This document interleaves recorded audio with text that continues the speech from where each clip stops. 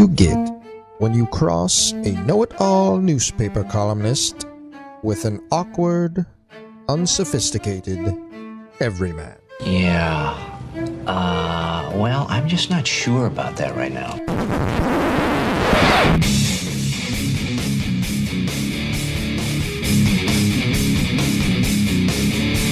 Welcome to Couch and the Rube.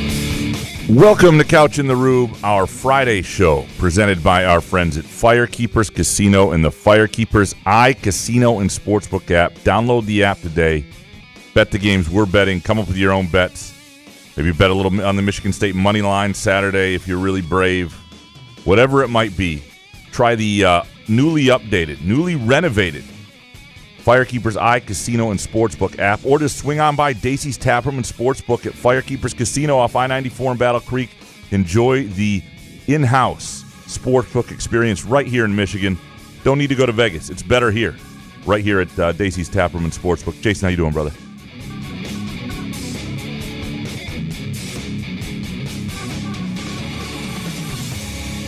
Go out there, play hard, stick your cleats so far up their asses that they've got to use the cleats to brush their teeth with. He got it! What's up, buddy? Did you change your profile pic to I Believe? Is that what you're saying? Talking about sprinkling Michigan State money line? I did not do that. I saw Chad Latz doing it. Yeah. Now, are we believing that Michigan State can beat Michigan, or that Jonathan Smith can get it done here? Like, I'm just confused. So, like, after this week, do we not believe anymore? It's a good question. Okay. I think you'll have to ask the players that. Okay. And we'll know it on the field. All right. And believing is great. You know, I mean, sure. I am a delusional MFer, right? About a lot of things. Really? You are? Oh, yeah. Yeah. Especially athletically. Oh, yeah. Well, yeah. Personally. You didn't say personally. Right. But sometimes delusions only get you so far. And so we'll see what believing does for Michigan State. I think it could be an interesting game. Could it go either way?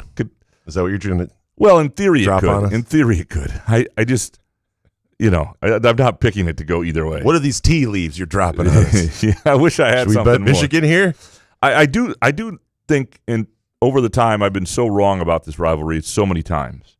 And this goes back to, 2016 when I thought Michigan State was going to get absolutely spanked.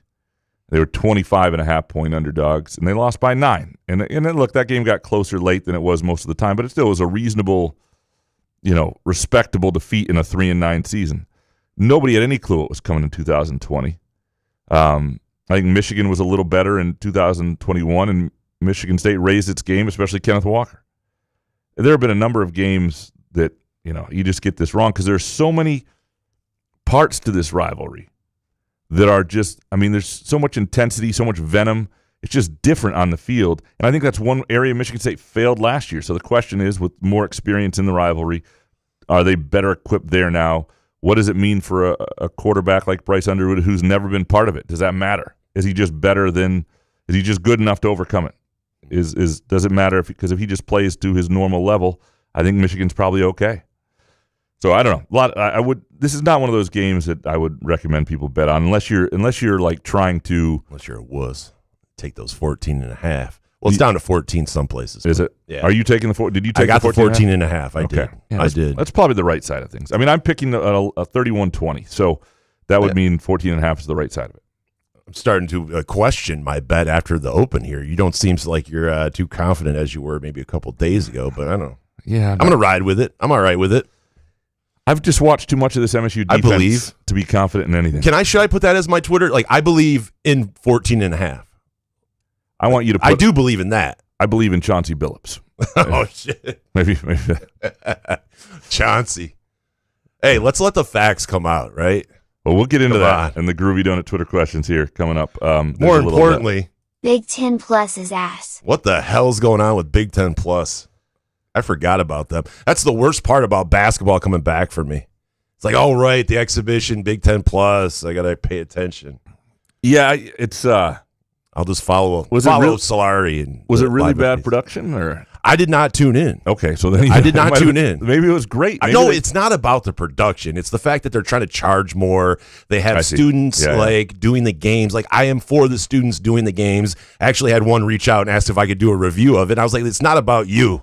It's about the CEOs and these upper management Big Ten people. It's the more Big Ten network people that sit there and want to charge $13 for a shit product. They know is a shit product, and they put students, on the microphone, which I'm for, but don't charge me $13 for it. Is somebody who's not Specs Howard. Is somebody who makes a living charging more than $13 for a shit product? Sometimes. Yeah, you guys stink too. So. Let's do this. The newspapers next. I know where they're coming from, and the thing is, here's where it's worth it. It's not worth it for most people. Bro, are you spin zoning Big Ten Plus today? This doesn't need spin. This is an easy sales pitch. Well, give me the spin zone. If I'm going to do it, I'm going to do it right. Bad. Yeah, going for it. All right. You are about to enter the spin zone with noted newspaper columnist and radio host Graham Couch. Big Ten Plus's ass. Go ahead. Like, if you like women's basketball at Michigan State, if you like hockey, if you like gymnastics, if you like a lot of their other sports, if you follow more than just men's basketball and football, Big Ten Plus is a must. And you get a ton of stuff. Women's soccer, everything. Men's soccer, so it is valuable if you care beyond football and men's basketball. If you care beyond football and men's basketball, they try to get you with this one exhibition game. Sometimes there's a second game somewhere, but really they're just they're thinking this is the heroin. People will pay for it, and that's why they do it. It's really kind of rough, but it's always a good sales pitch when you use heroin. Hey, it works. Right. That's so. But it is not. It is very much valuable if you like to watch a lot of the other sports Michigan State plays. It's 100% valuable because then overpriced. Not if you're getting you're getting all those women's basketball games, all those stuff. You get so much stuff. If you're watching 7-8 games a month of different sports, that's okay. So it's good for Sparty Barb. Well, and a lot of other people who are the like other 98% of people. It's not worth a shit. I think the percentages. I think you're off on your percentages. I mean, I respect your opinion. 89%. I would say 74. That's where we're at. 74%. Defending Big Ten Plus. Yeah, all right. That's where we're starting this show. This show can only go uphill from there. Before we get into I'll give you, the basketball game yesterday, I'll give you a little bit on that. What my first thoughts. With some blocks. Yeah. I did see that. Well, I didn't see it. I heard about it. It was it's one of those games where you have to see more to see if there's red flags or things that are really promising. I think Cohen Carr looked like a little bit better version of the player that he was last year. He's a bull in a china closet. But we didn't see the stuff that is sort of been touted, the idea of giving him the ball in the half court, letting him get to the rack. He took 1-3, missed it badly, didn't shoot another one. But he was fantastic in terms of effort when you have 5 blocks, the way he was just punishing the rim in transition. And he did a lot of really good things. And that'll play against some opponents. They're going to need more against other opponents. And that's why I think this UConn exhibition Tuesday is so good. Because, look, Todd Simon, guy I like a lot from Fowler, good coach, puts together a lot of talent at Bowling Green and has to remake his roster every year and does a nice job there. So does Tum Tum Nair and that whole staff. But and so I think they are a decent exhibition game test when you've got a lot of new players. And I've seen Michigan State lose to Grand Valley in an exhibition game. And that's a decent team. But don't coach my team. There were things you do see in terms of defense at the rim, defense period, rebounding, like areas that they're going to have to be better than they were. And I think they might be. There was when they put in a bunch of the subs the first time, it was like one of the worst 2-minute stretches you'll ever see. These guys making their debuts for Michigan State, and then they were a lot better in the second half. So I think there were things like Jeremy Fears I thought was a really promising sign. There's a guy who it's clearly his show. He looks very comfortable out there. He knows a lot of it's going to go through him. He made 2 of 4 threes. I think he looks like a guy who's not going to hesitate on those. And he needs people to come out and get him because it changes who he is attacking the basket if people are respecting that outside shot. I think they're going to have enough shooting. They were 8 for 25 from 3. They were better for a while than that. It's very clear they have some guys who are going to be fine. Kurt Tang is a shooter. There was one catch and shoot 3 in transition. Just that's exactly what you want to see from him, just a pure stroke. And then Trey Fort had a couple threes. Kohler had one. And Jesse McCullough comes in and hit the three that was the dagger, hit another jump shot. He really grew into the game. Only played 11 minutes, but that was a good sign for him because I thought he was you could tell a little nervous early. And so you have to think between Kohler and McCullough and the two guards, Tang and Fort, that they're always going to have, two guys who are decent shooters from outside on the floor. And if Fears is hitting them, and then other guys are going to, I think Cam Ward is capable at it. I think there are other guys who will be capable. But you got to kind of have a point guard who can knock him down when he's open and two other shooters on the floor minimum to have enough spacing. And so I think they have just enough spacing. And if Cohen Carr starts hitting them or Carson Cooper, whatever, bonus, right? But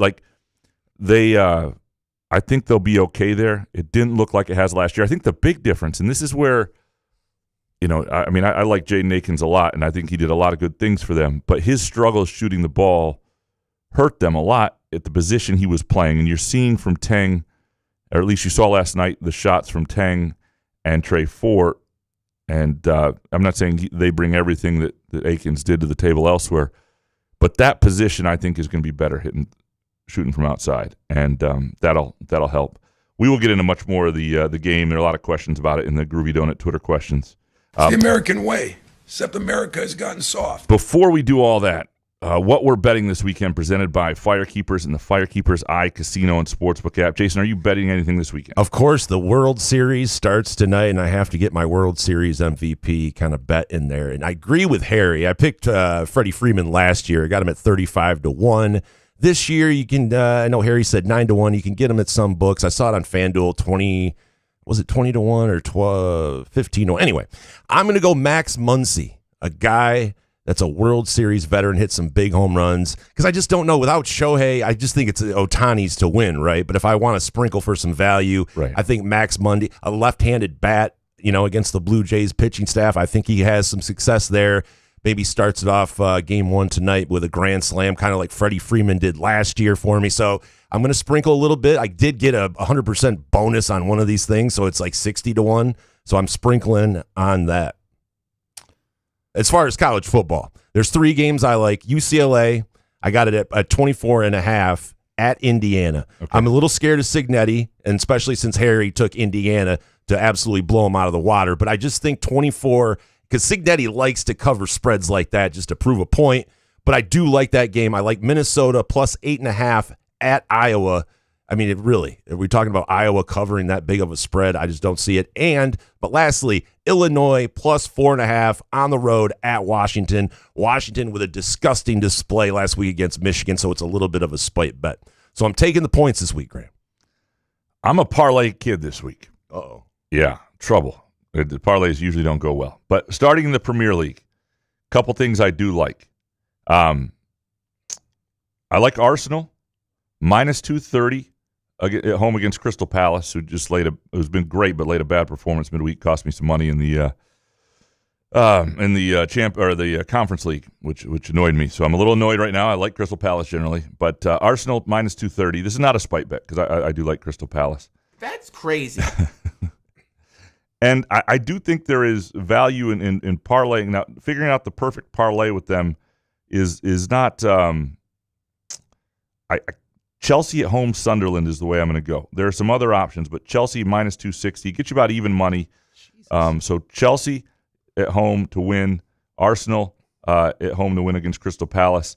I think both are actually decent bets to win to nil, which means that's 0. Oh, is it? Yeah, okay. And so I like both of those if you wanted to bet them individually and get a better price. And also in the NFL, a lot of actual sport. Yes, yes, I'm back. A lot of games I like putting them together. For one, I really like the Falcons with the Dolphins minus 425. Obviously, it's a big number. Oh, you're going money line. Money line. Jesus. Yeah. Money line parlays, man. This is Have you had a losing streak and you're just trying to get? This is a Harry Gagnon classic. No. Minus. Give me the Falcons. The Colts, which is a even bigger number, and then the Chiefs, and that get you close to even money. If you need to throw something else in there, I would suggest the Ravens against the Bears. That puts you in plus money by a little bit. Just a little? Just a little. Make it worthwhile? Yeah. All right. How much should I put on this, Graham? 2,000. All right. That's what we're betting this weekend, presented by Firekeepers and the Firekeepers iCasino and Sportsbook app. Are you ready to dig into these groovy donuts? -265. I was like, holy shit. Yeah, of course. Eric Schultz up first. You say you think winning this game isn't enough for Jonathan Smith to keep his job. How sure of you are that? Would you wager a chest tattoo on it? I would not wager a chest tattoo on. It would be a good start, though, right? Like for your scenario you've mentioned of him winning this game, and then if he going put to a chest bowl tattoo, game. oh yeah, no, it's a huge, like, any shot he has of coming back to me is based on it starts this week. And I know there's a scenario. A real must win. I know, yeah. I mean, I know you could say, well, what if they lose close this week and then beat Minnesota, beat Penn State, beat Iowa? I get it. There is, I guess there is another path. But realistically, it starts with this. Because they need to get a little run going, but this is also the beginning of sort of changing hearts and minds. And it's not changing who he is, or I think people always not feel great about the way he connects and everything, but it would have to be about them accepting who he is and finding some endearing qualities in that. I think that's a struggle, and I don't think they're going to win, and I don't think just winning this game is enough. But he could still keep his job this season if he had the right finish, probably, because it would just be strange to, like, if he got to 7 wins and beat Michigan.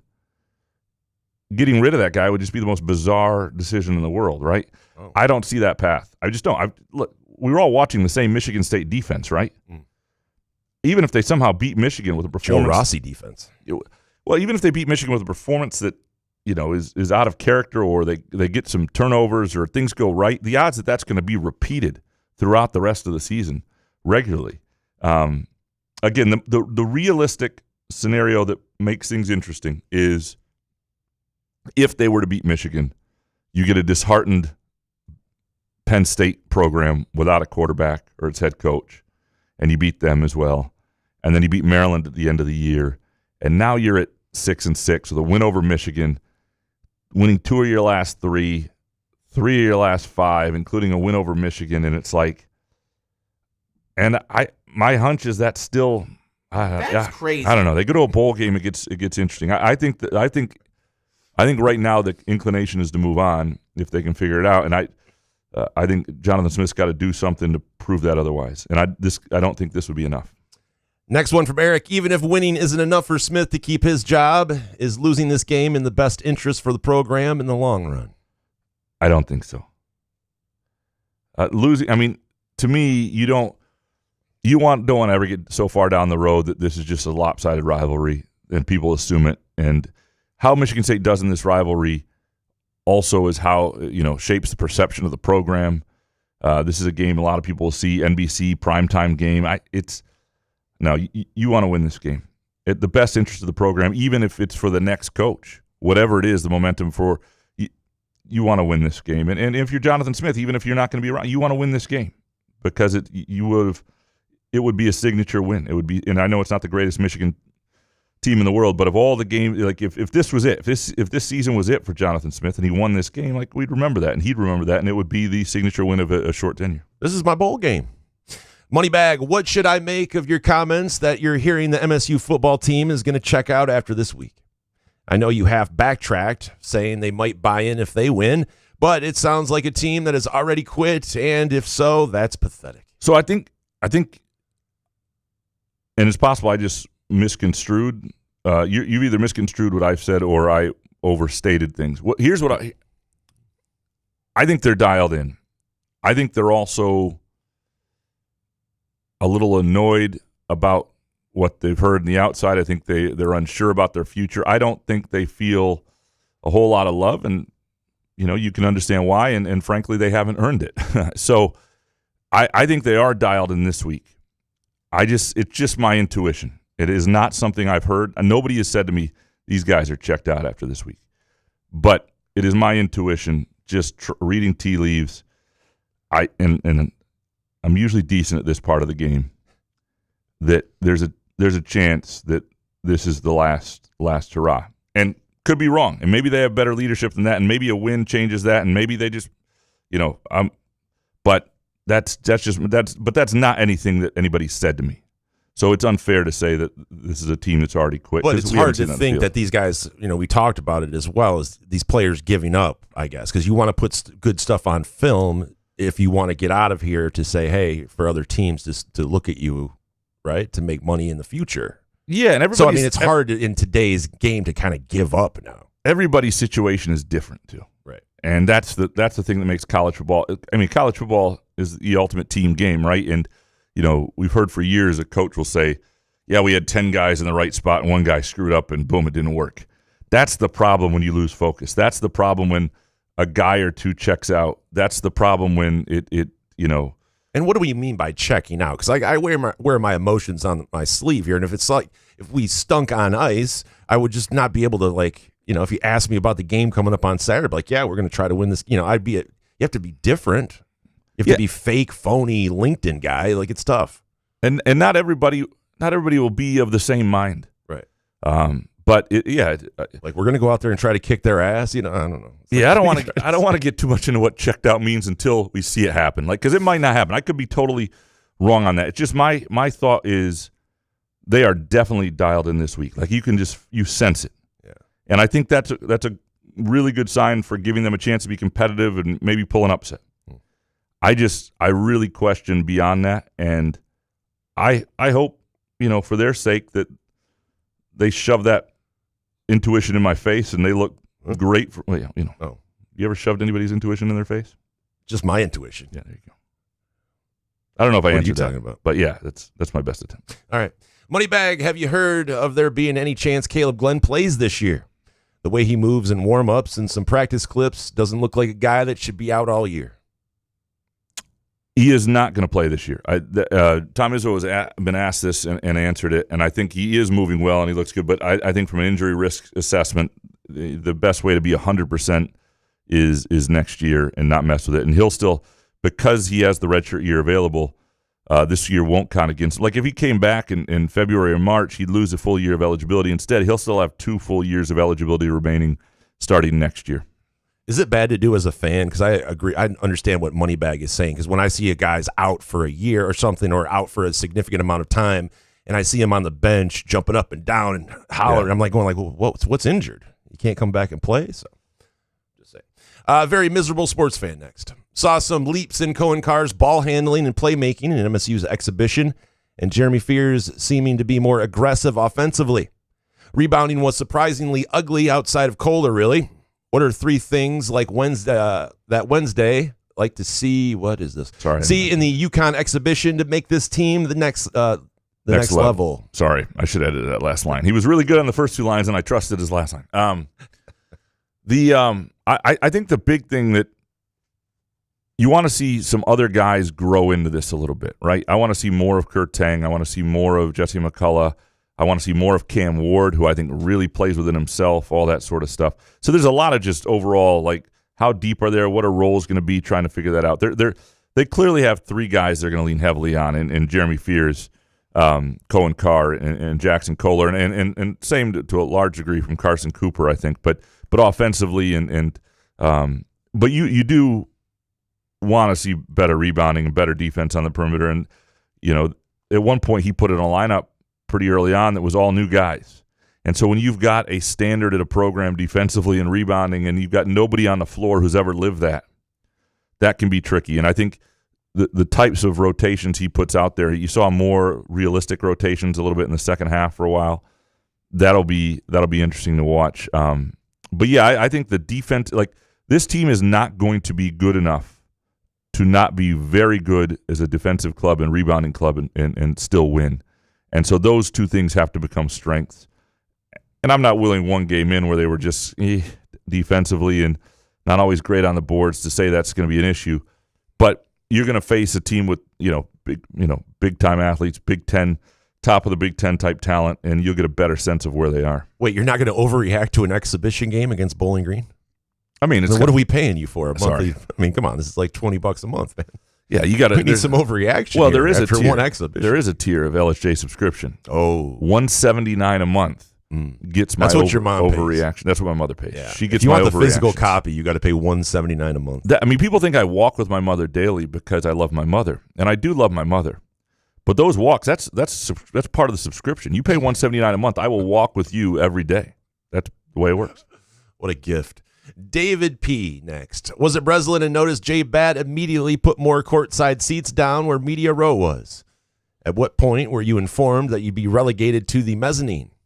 Might have to start standing, ending your quick take columns with, I think because I can't see as well anymore. And from Danny Z. Where the heck did you sit at the basketball game? No media by the floor. Yeah, we were told like a week and a half ago or so. I knew this was coming eventually. So at some point, when money became everything in college athletics, and we're taking up these floor seats that could be sold for a lot of money. Those pasty white MFers out of here. And, well, sometimes Rico Beard comes down there and takes a seat. It's not assigned to him. But no way. Yeah, what do you know? But anyway, I knew it was coming at some point. They took away a bunch of the seats. So all the outside of the some of the mainstays, maybe the 4 to 6 people who are, considered like the priority, whatever. We were still down there, but they had moved everybody else up already. And I figured this was coming. You get a new AD, and my hope was that Jay Batt was like not paying attention, had enough on his plate that it would be like December, and he'd look down at us and be like, wait a sec, we could sell those seats. What are those morons doing down there? But apparently he's more on top of it than that. And they moved us this year.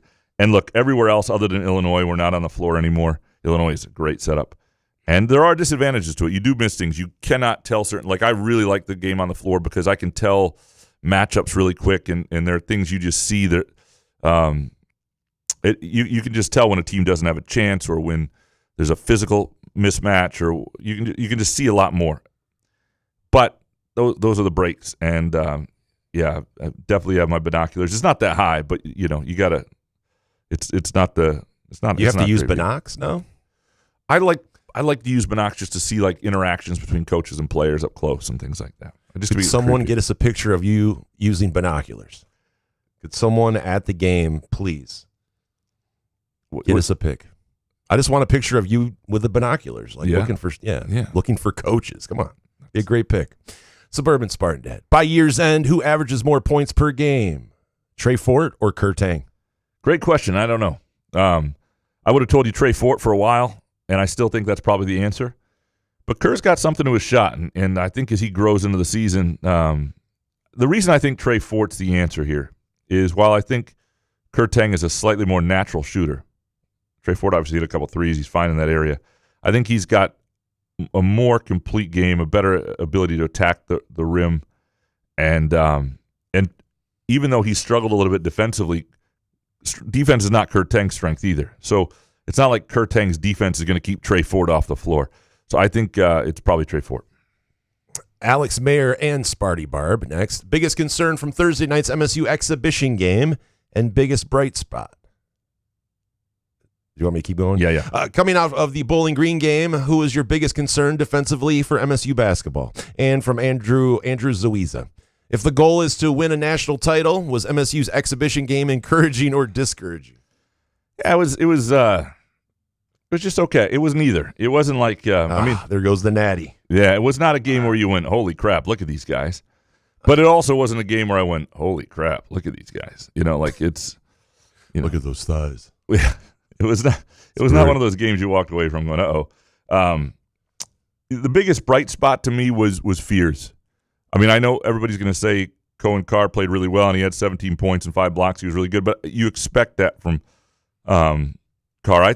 I think Fears has to be the guy for them this year that gets them a lot of their shots, not just for himself, obviously, but he's got to run the whole thing. And he looked very comfortable doing it, and he looked comfortable taking shots. He only had 1 turnover until very late in the game, had 8 or 9 assists. He was really good most of the time he was out there. And I think that was the most encouraging, I would say the biggest bright spot. I mean, there were things like Cam Ward only took like 1 or 2 shots. I think that guy's going to be a player. I think he just understands what he's capable of and what he's not, and he will be somebody whose role only increases as the season goes on. Jesse McCullough was a bright spot at times. There were a lot of guys had moments, kind of flashes. I think Kohler's physicality is something they really need, and it showed again. And biggest concern defensively, though, is do they put enough? Are they good enough at the perimeter defensively? The whole thing Izzo runs is this sort of gap help defense, and they just didn't look like a team that was really trusting of each other yet, and enough guys were in the right places to make that work. And because of that, you wound up with a lot of, opportunities at the rim and guys getting by guys. It didn't look great. Again, a lot of new pieces, not overly concerned, but we'll have a better feel Tuesday. Next one from Sparty Barb, fill in the blank. For MSU to win Saturday, Michigan needs to shit the bed. Is that what we're looking for? Cockburn. Turn the ball over twice. And I do hear your voice in my head when I take it. Turn the ball over twice and looked like the team they've been against Wisconsin and USC more than the team they were against Washington, which I thought was a fairly disciplined, good, solid across-the-board performance. Before they played Washington, I thought MSU had a much better chance of pulling off an upset. Now, Michigan State hadn't been playing well either, but the Washington game I actually thought was pretty – I know it's a home game, and that's, everything's relative, but I thought that was a pretty good performance. Corey Ostrom next. Do you have a sense of the truth as to who on the injury list are not working hard to get back, as Stephen Brooks and Jack Ebling alluded to? What? I've been suspicious for a couple of weeks now myself with a mile-long injury list compared to the opposition each week. And from Ryan Schultz. Graham, for the Indiana game injury report, we had 6 players out for the season and 11 players either out or questionable for the game. Indiana had 2 players out for the season, and that's it. You said it's fair to fire Smith when people start quitting. Do you seriously think all of these injuries were legit to the point that all of those guys really couldn't play? If not, doesn't that indicate players are quitting on the team?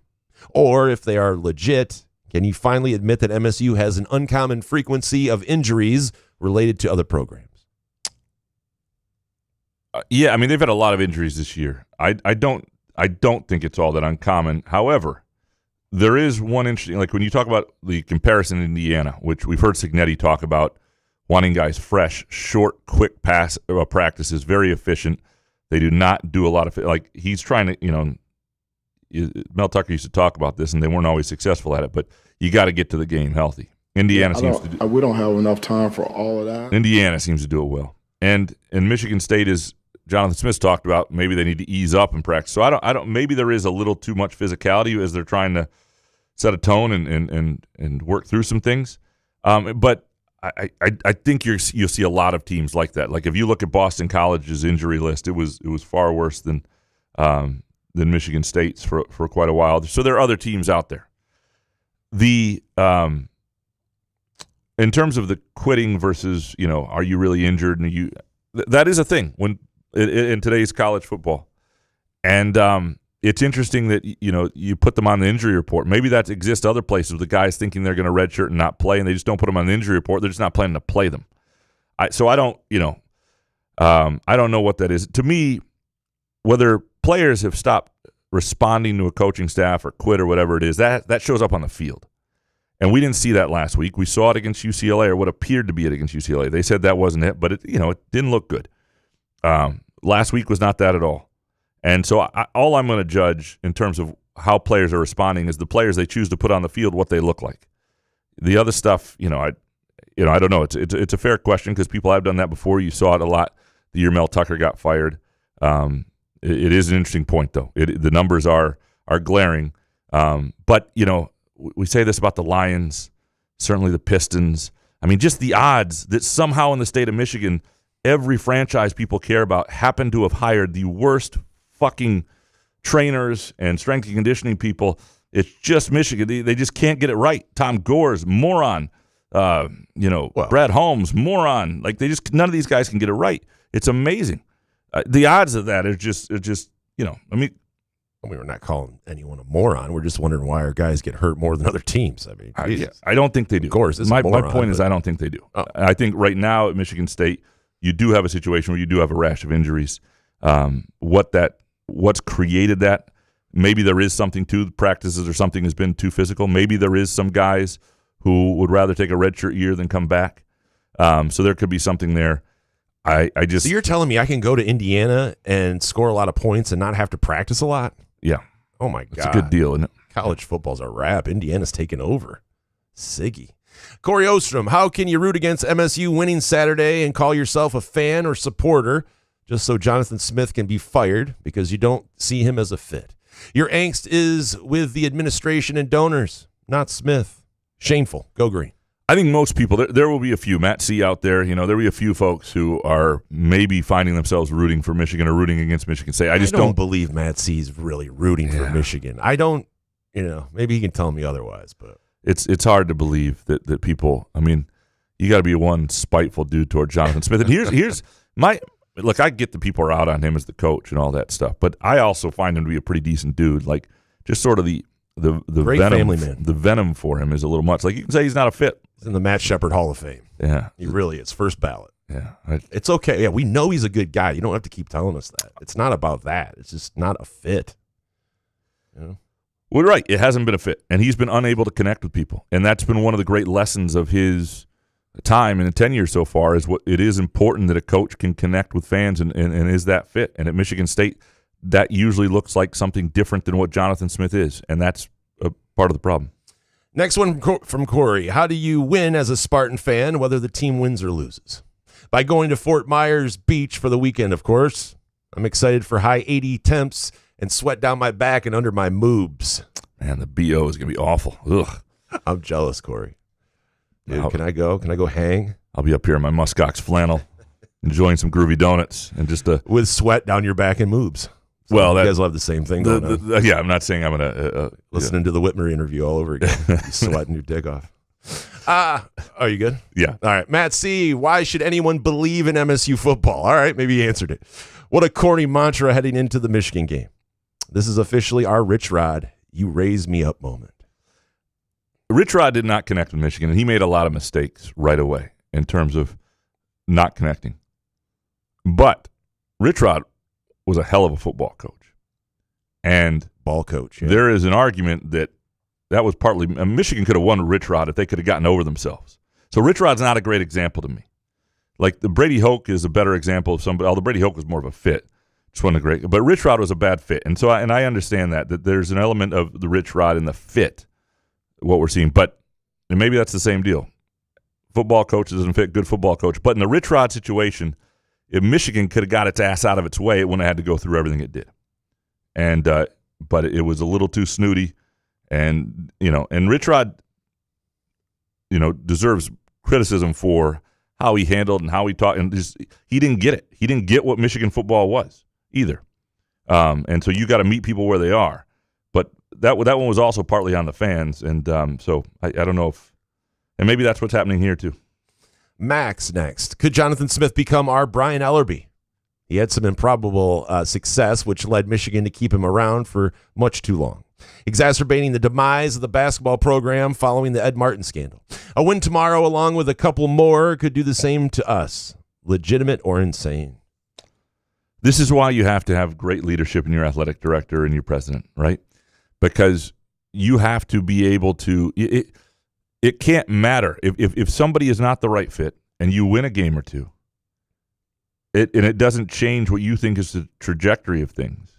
If it does change the trajectory of things, or you see a light or you see a possibility, then you reassess. But if it doesn't change the trajectory of things, you have to be firm enough to say, yeah, you know what, that's 6-6 in a bowl game, but we don't think this is the right direction. That's part of the gig.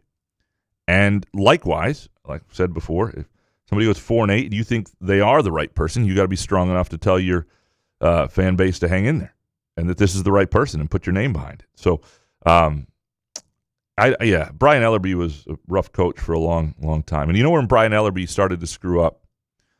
When he didn't recruit David Bailey out of Westinghouse in Chicago, the Barry Sanders of basketball. Guy went to Loyola, was incredible. Little point guard, just like Tyler Ulis at Lizzo. Damn, this guy knows ball. I'm telling you right now, you skip out on these little point guards, a lot of times it bites you. A lot of coaches get fired for that. Brian Ellerby. Rashad Phillips. Rashad Phillips. He's the ultimate. Man, and he lets you know about it, too. Oh, I'm glad he does. He plays his own film, like on Instagram. He's the best. Anytime a coach acts like they know more than you, just remind him how many little point guards they passed on that would have won more things. I mean, Tom Izzo might have a second national championship if he had just recruited Tyler Ulis. Brian Ellerby might have coached another 5 years at Michigan if he had recruited David Bailey. It just happens everywhere. They just. 16-year-old Rube saw Rashad Phillips and was like, "Oh my God, this guy's unbelievable." You remember when huge fan when DJ Cooper from Ohio was running circles around Georgetown and Michigan in the NCAA tournament? I don't know as much ball as you. Anybody could have had DJ Cooper out of Chicago, right? Nope, too small. So there you go. You lose. Anyway, don't I get fired up. Oh man, don't get him started. Sorry. Yeah. Ryan, who says, sorry, this is longer. I love when they start that way. Obviously, I'm disappointed too, but I don't understand why everyone is horrified about MSU football this year when they are at or slightly below preseason expectations. We saw in the portal that they weren't paying for top talent. Why are we assigning most of the fault to the coaching staff? How many times do you think that they have a good play called but do not have the players to execute it? Oh, like Marsh? Are there a lot of programs out there spending at the level of MSU with better results? The BC game could have easily been a loss. Imagine the outrage now if that had happened. Save the buyout money and spend $20 million on top of the revenue share next year on a roster that can compete at the high Big Ten level. Graham, you suggested many times in July and August to use the Smith buyout money for getting transfer players instead of firing him. Why has that changed? You want me to play the spin zone? Or? No. I don't need to spin why they probably are going to have to move on from him. What has changed, and for me, what really changed is Nebraska and UCLA. And what's changed is the games that are winnable, they're not winning. And what's changed is the inability to connect with people is just, it's become more and more evident. But the biggest part of that is you're just not winning the games that they have a chance to win. They should beat UCLA. They should have beaten a bad Nebraska team. Show me the game where they faced a team that had pretty much equal talent to them, where they rose up and were the better team because they were better prepared and executed better. It just hasn't happened. So you have that element of it, and then you have the idea that he's not connecting. And then you have the idea that the donor base isn't excited, and that's become more and more clear, that people there are out. And regardless, I can agree with you that if they put more money into him, he would have, like if he had Mike Elko's defensive line, that'd be good. That'd be a lot better. But that's just not going to happen. So the reality is, it's not whether Jonathan Smith can ever be a good coach somewhere again. It's whether it can happen at MSU with all the variables and politics and everything and the fit and the Midwestern thing and understanding Michigan State and all of that. And I thought for a while he could overcome that. I no longer really think he can. And the idea of spending $20 million on top of the revenue share next year, the buyout isn't $20 million next year or $30 million next year. The buyout would be like $7 million next year. Again, that's good money to spend if you have it instead of using it in a buyout. And the way the rev share works and everything too, and look, the Scores Act is not going to pass, so I think it's going to look like good old-fashioned NIL in the Wild West out there again, and Michigan State's going to have to be on top of that stuff. So I'm not saying that's there's not an argument for it. But in the long term, you need to be able to raise money. You need a coach who's able to sell the program.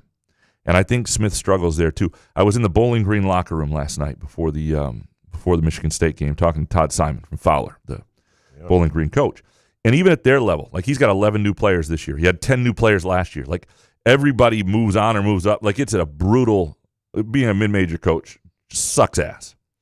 But a lot of it also, the hardest thing is even at that level, it's about fundraising because the money may be less, but it's still in the six figures range. And so you can think you have a guy and somebody comes in with 50, 100 grand more at the end and you're just out of. So, his recruiting looks different. Instead of recruiting on a given Saturday, he's always at the football game because he's got to press flesh. He's always, these are, he's dealing with donors more. Like he talked about that. Like this is the job. You have to, a big part of being a head coach these days is selling the program. And I'm not saying Smith isn't trying to do that. I just don't think he's a natural at it or that it's worked with this specific donor base and how they feel about him. And I can say myself, I think he could still be a good coach. I can, whatever, even though it hasn't shown yet on the field, which is part of the problem. So it hurts any argument I have on that. But ultimately, if the people with the money and the people who want to back it and be inspired and give MSU the engine to compete at a high level don't feel strongly about him, don't feel good about him. And you don't hear anybody other than Tom Izzo on his radio show and here and there sort of quasi-supporting him. You know, when you don't have Jay Batt coming out and saying he's our guy, you don't have donors stepping up. You know, if there was the great Jim Hios, for example, you know, came out and said, Pound the bushes. This is the guy, you know, like you'd. Well, maybe he needs to be interviewed. Maybe Hayos is saying that. I'll talk to Fred Human. Let's talk about it. I mean, I felt all of Fred Human. Pressing flesh. Munfield Keg, what if one of the MSU billionaires created a fund to give players who stay 3 to 4 years a one-time $50K payment when they turn 30? Really? All right. Or do you think recruits and families are too short-sighted to think down the line? I'm just thinking outside of the box here, but who wouldn't want 30 to 35K after taxes at 30? A one-time payment on that? It's just not compared to what some of these guys are making. That's just not. I got to say, as someone who had 40 grand at one time at one point in my life, yeah, it went fast. Yeah. So, I mean, it's 50K. That's why I laughed. I was like, I don't know what 50K. If you told them at 30 you would get 50K, if that would keep them there. What if you delivered it in a duffel bag in a Jeep like you had it? Yeah, but I'm white trash. Like, it was exciting to me. I'm talking about guys that have an ability to make hundreds of thousands. Yeah, by the time they're 30. You know what I mean? And the thing is, put 40K in front of a white trash kid like myself, it gets exciting. When you're 20, 30 seems old. It seems a long way off. Yeah. I mean, what am I going to do with 50K at 30? That's what you think. I remember being 26 and watching the World Cup in 2006. And they started talking about the 2010 World Cup. I was like, I don't want to fucking hear it. I'm 30 then. I'm not. That's not even.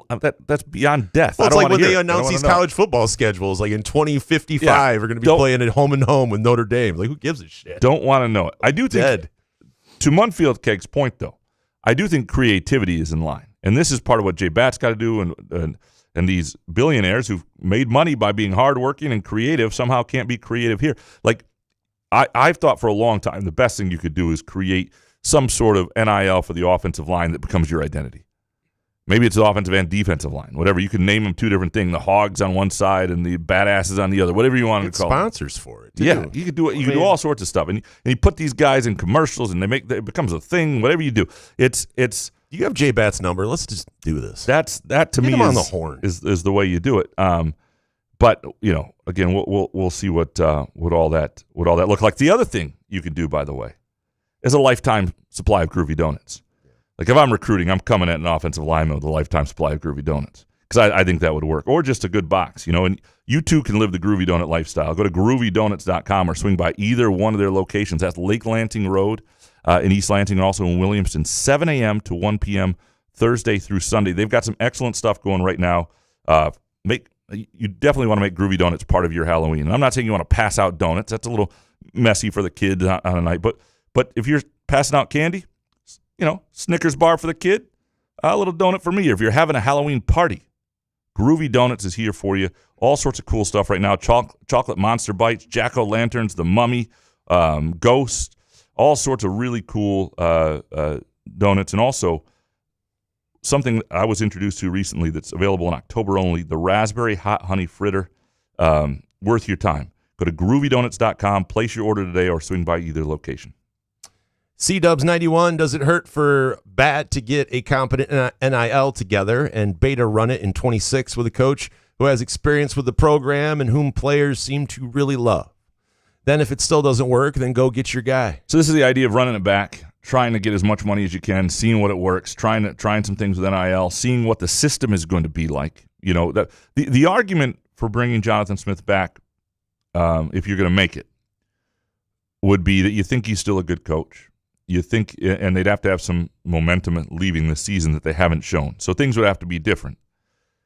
But then it would also be that, like, there's a lot of uncertainty with how, like, part of Michigan State's problem now is that they did not have funds beyond the rev share going into this pre-July 1st period where a lot of guys were signed to NIL deals, and they're behind because of that, and their roster reflects it, right? Especially defensively, just really reflects it. It's a problem, and you don't know what next year is going to look like. I mean, I know Jay Batt wanted the Scores Act to happen. That is not going to happen in time for next year.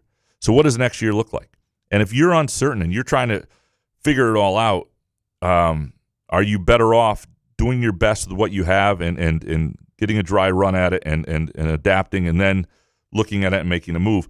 The problem with that approach is this. I think as soon as you decide somebody shouldn't be your coach in 5 years or isn't likely to be successful in 5 years or isn't the answer, in this day and age, you don't want to fall too far behind. You have to be gutsy enough and courageous enough just to make that move, even if it's painful, even if it isn't entirely fair. Maybe it's 19 games in, it's 2 years in, whatever it might be. But I think for those sort of conversations to even be considered, you've got to have some momentum heading out of this season that we just haven't seen signs of happening yet. C-Dubs 91, why do you think Breslin was so empty Thursday night? I didn't think it was that empty. Because Big Ten Plus is so great when you can sit at home and watch that production. I mean, it's an exhibition game on a Thursday night in October, 2 days before a home football game against Michigan. So if you think about it, if you're not... It's 2 whole days before the game? Oh, my God. What I mean is this. To prepare?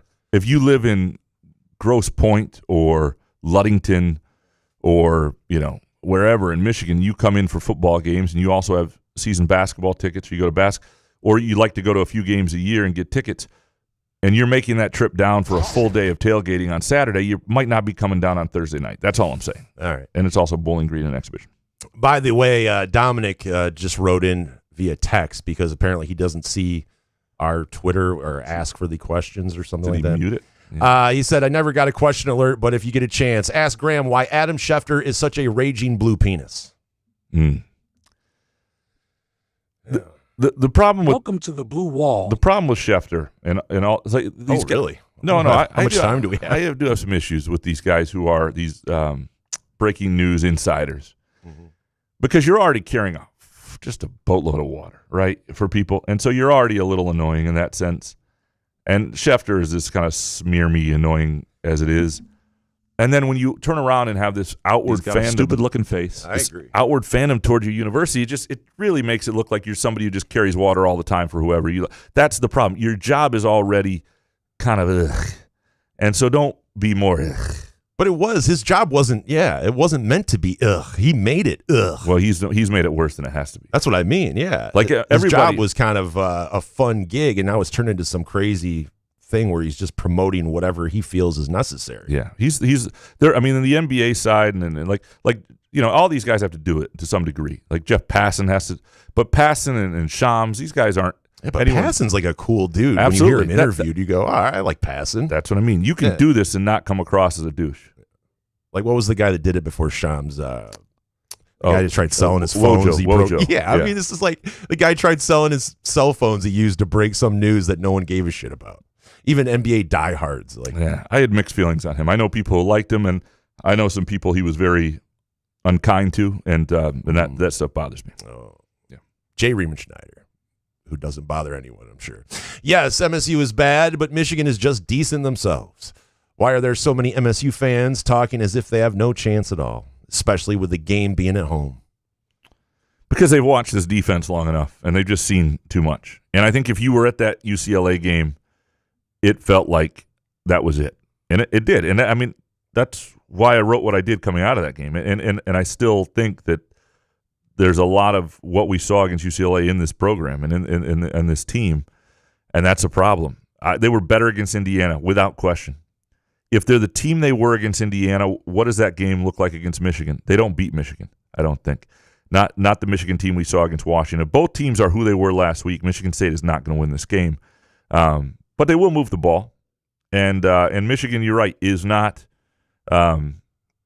Michigan's best team, and they do have some youth at quarterback that could lead to a bad performance or some mistakes, even though he's got a lot of talent. I just think the other thing is Michigan may not have quite the NFL talent it's had at the line of scrimmage, but man, Michigan State would kill for the talent Michigan has at the line of scrimmage right now.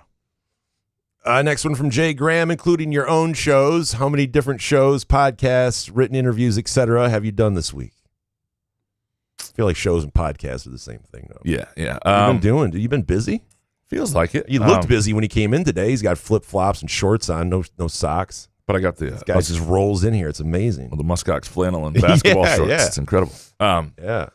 To my look. I was like, must be a busy week for Graham. You should have seen the woman at the...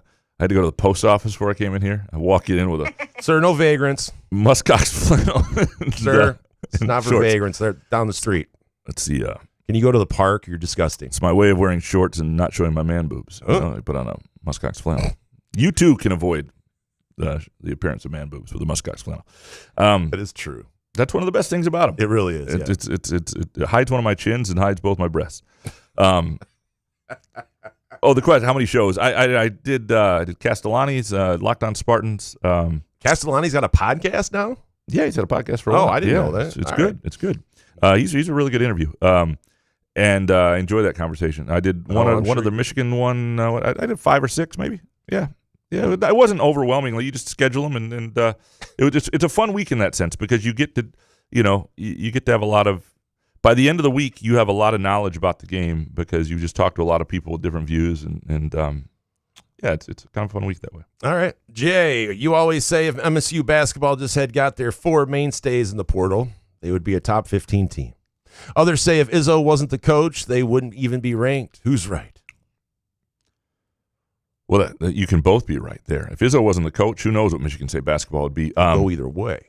But yeah, I do believe they would have more juice to them preseason if Cohen Carr, Jackson Kohler, and Jeremy Fears especially were portal guys. They'd be like, wow, that's a heck of a portal haul. That's going to be a really good team. And that's just going to be the way it is in college basketball for a while. That's why you ignore preseason polls.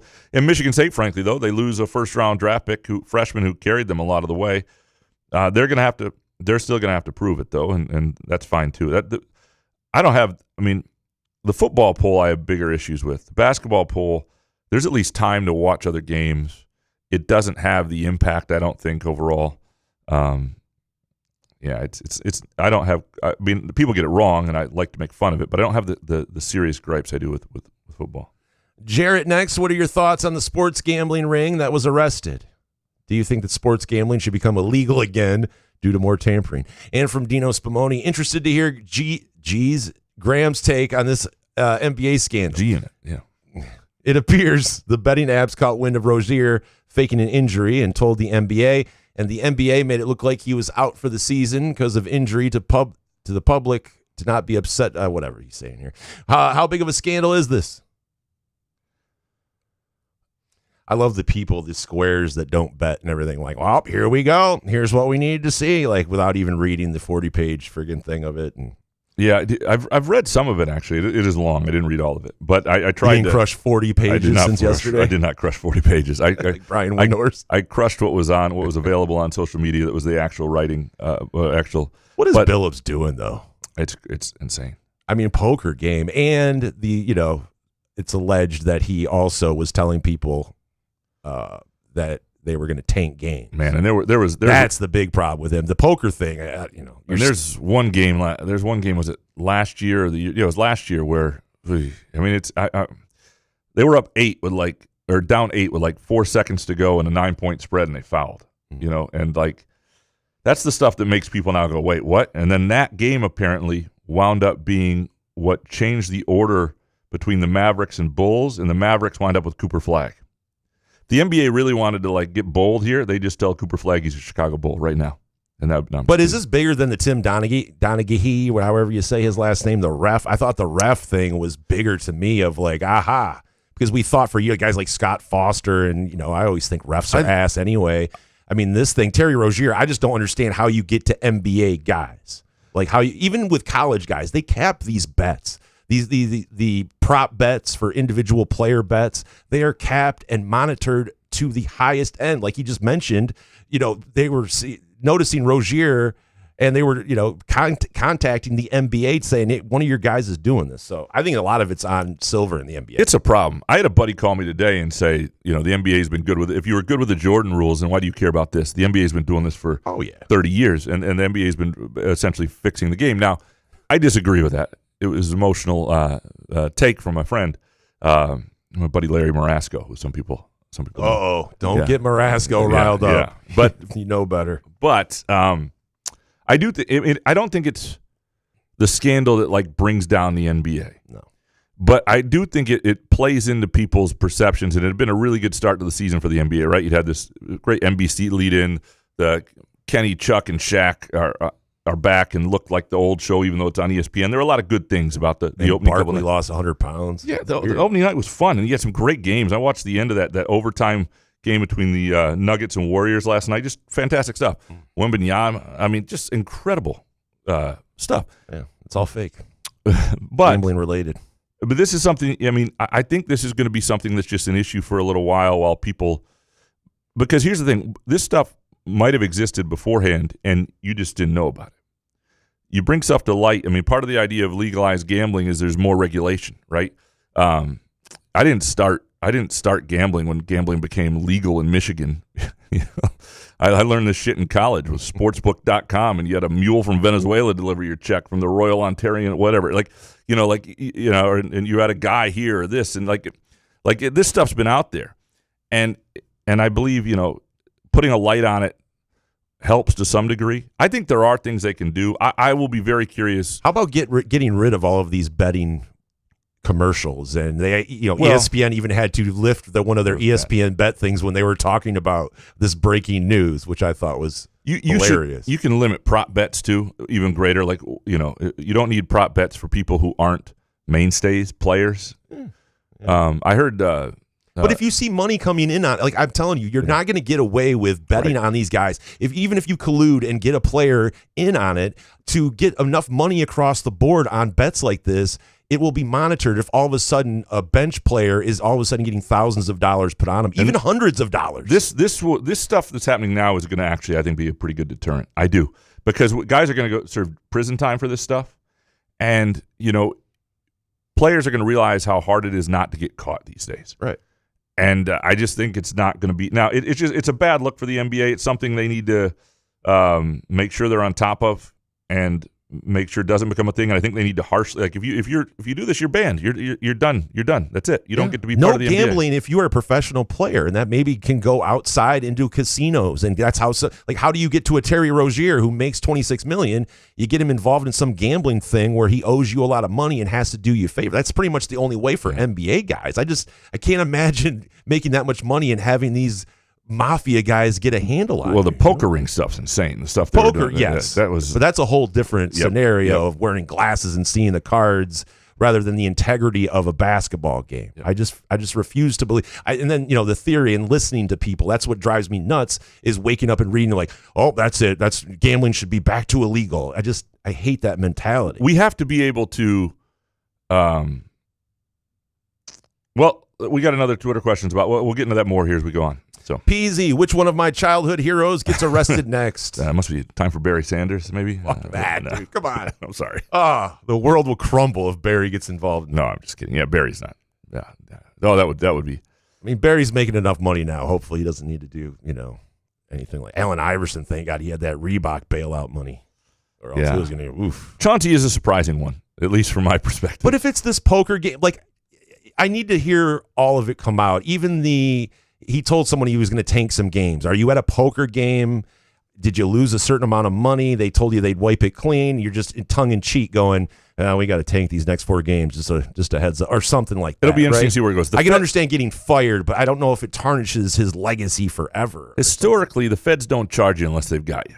So but I heard that about the P. Diddy case too, and then all that shit, that became disappointing. Because the feds came after Diddy, and I was like, oh man, he's going away for 20, 25 large, and And this goes beyond who's. Why'd I say large? I don't. Sorry, I said that. This goes beyond who's in charge of the FBI right now. I think this goes back to the. Oh God, Cash Patel. Yeah. This goes back to the college basketball situation, right? They went after all these guys, and all they did was put a couple assistant coaches in jail for a little bit of time, and they didn't get any of the main players. Mm-hmm. The FBI lost its teeth in sport, I think, with that college basketball investigation, and when it went nowhere, and that Burrow got out of that. So, but historically, this is not good. This is not good.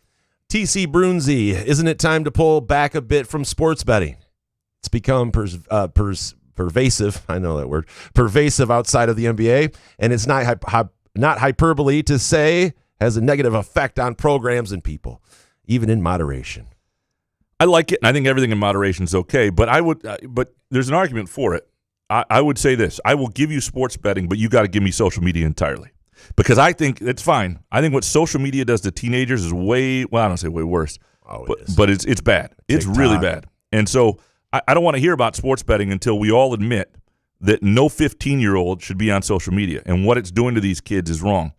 I mean, this is my far-out take here, but we wouldn't let 15-year-olds have cocaine. We shouldn't let them be on social media. Like, it is bad. Social media is that bad, and I think years from now we will discover just how bad. We don't let 18-year-olds have cocaine. What do you mean? I'm just saying, it is really bad. It's that level of bad for kids.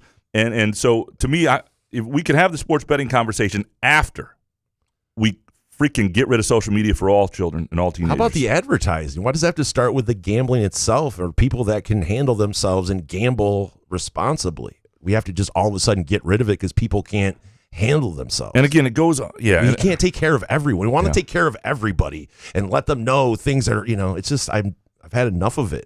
Start getting rid of these DraftKings ads and FanDuel and shit every 2 seconds.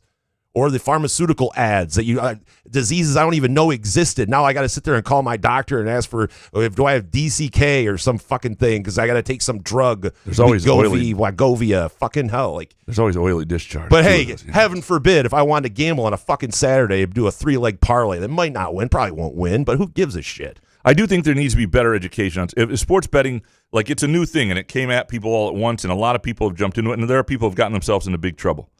I think we do need do a better job of like what? What if you go to a casino? There is a 2% chance that you're going to win. I'm talking about how many times have I gone to a casino with high hopes and everything like that? I'm talking about people on apps with credit cards and stuff like that. We're getting themselves in real trouble who are adults, and gambling is a problem. It's a addictive thing for people who don't know how to hold it. Can you use a credit card on your gambling apps? You can use credit. Some of them, yeah, not all of them. Some want different, yeah.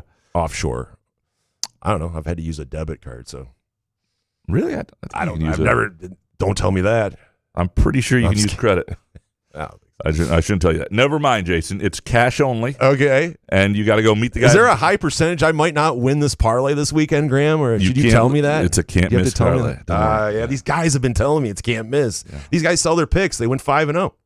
G-Quang. If it wasn't Chauncey Billups, which of the back-to-work Pistons do you think would engage in gambling fraud? Joe Dumars. I know he wasn't a player, but it would be Joe. Yeah. I got to say, it wouldn't shock me. It's just the way he went out. It was like, okay, right? Yeah, just the way. Yeah, it feels like he owes somebody to make some of the moves he made. Yeah, right. Just couldn't really make sense of a lot of it. And I figured Joe had like mob ties or something. Yeah. Daniel R. Patterson. Should allegations of card game scamming unrelated to the NBA cost Chauncey Billups his job now? Or should he be allowed to coach through his due process? Well, no, I don't think you should be allowed to coach. I think he's suspended now. I don't think you coach through your due process. It's too much of a distraction. It's unfair. Well, it may feel unfair to him, but it's also unfair to the rest of your team and your organization if this guy's got this. And it's not just the poker game. He's also being talked about, even though they don't use his name, but use his whole freaking LinkedIn profile to tell you pretty much it's Chauncey Billups. Yeah, he's involved in the other. There's a lot of crossover, and so he absolutely can't coach. Now, you don't have to fight. Like, I'm a big proponent of you don't have to fire him. Now, maybe if he gets cleared, who knows if they'd want him back entirely. But he's got to be clear of the whole thing to get his job back and or have a chance at that or to coach again.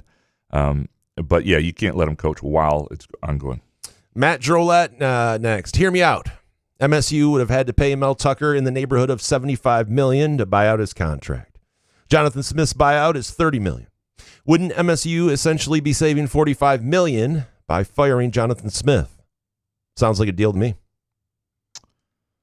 I mean, you could look at it that way. It's not going to feel like a savings right now. I mean, MSU as a university just cut 99 jobs. So that timing of this also isn't great in that sense. Now, MSU athletics lives on its own separately. And it's going to have to now. You really couldn't do anything that was university money with the cuts that are being made throughout the university. You have to stand on your own. But yeah, you could look at it that way. But again, we throw these dollar figures around like they're lump sums. These are like annual. These are paid out in like $7 million a year, $500,000 a month, things like that. They don't just deposit the whole thing in your checking account. It's not really how it works. Yeah. So. But yeah, I mean, look, I do not think if they decide it's time to move on from Jonathan Smith, I think they will figure out how to do it financially. Neurotic Pants, would you agree that any new MSU football coach will have to use simplified schemes and play calls due to the portal or be a drill sergeant? The timetable and approach are different now. Yeah, and MSU's coaches have talked about this too. You do have to. I think some of these guys struggle with that a little bit. You know, so many of your players, even their players who are contributors, are guys who are coming in who are new. You know, in the old days, you might have a freshman or two who saw playing time. You might have a transfer who was on your team starting, but then the other 8 guys were like returners, had been in the program. And now that's just not the way it is. And you've got guys at key positions who are fairly new and coming and going each year. And so you do have to, I think you do have to do it a little differently. Neurotic Pants, could MSU negotiate a less expensive exit with an out-of-play Smith?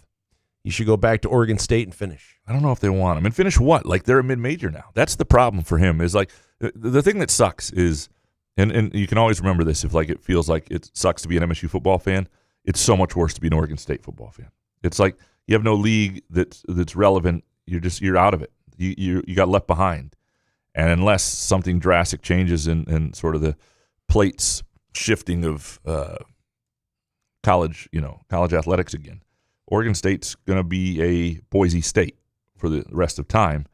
And while that's not a horrible place, that's not what they were. That's not where their dreams were, because they were in the Pac-12 and Pac-10 before that. Are they have a blue field or something? Yeah, maybe orange field. It's sick. It's a tough spot. Might as well make it interesting. Oh. Gage Lee next. What under-the-radar guys need to have a bigger impact than usual for MSU to get the win this weekend? Malik Spencer, Jordan Hall. Feels like there is a perfect spot for one of these experienced guys on D to get remembered here. Yeah, there's the guy who has the pick 6. I don't know who that is, but you want to be a hero, have a pick 6. I don't know who that's going to be, because we just haven't seen, we've seen moments. Like Jalen Thompson will have moments where you go, boy, that guy looks like a difference maker, but it just hasn't happened often enough. And so I'm curious where Jordan Hall has been very productive. I think part of Michigan State's problem on defense is they have 5 or 6 guys who could be really good players on a great defense if there were 5 or 6 other guys who were great players. And instead, in Michigan State's defense, the 5 or 6 are the top 5 or 6, and so it's not that they don't have some guys who could be on great defense. And Jordan Hall is a guy who I think could be a good player on any team. I think he's been very good. He hasn't been perfect, and he's trying to lead a defense that doesn't have a lot of things working for it. But this would certainly be a day for somebody to have a moment.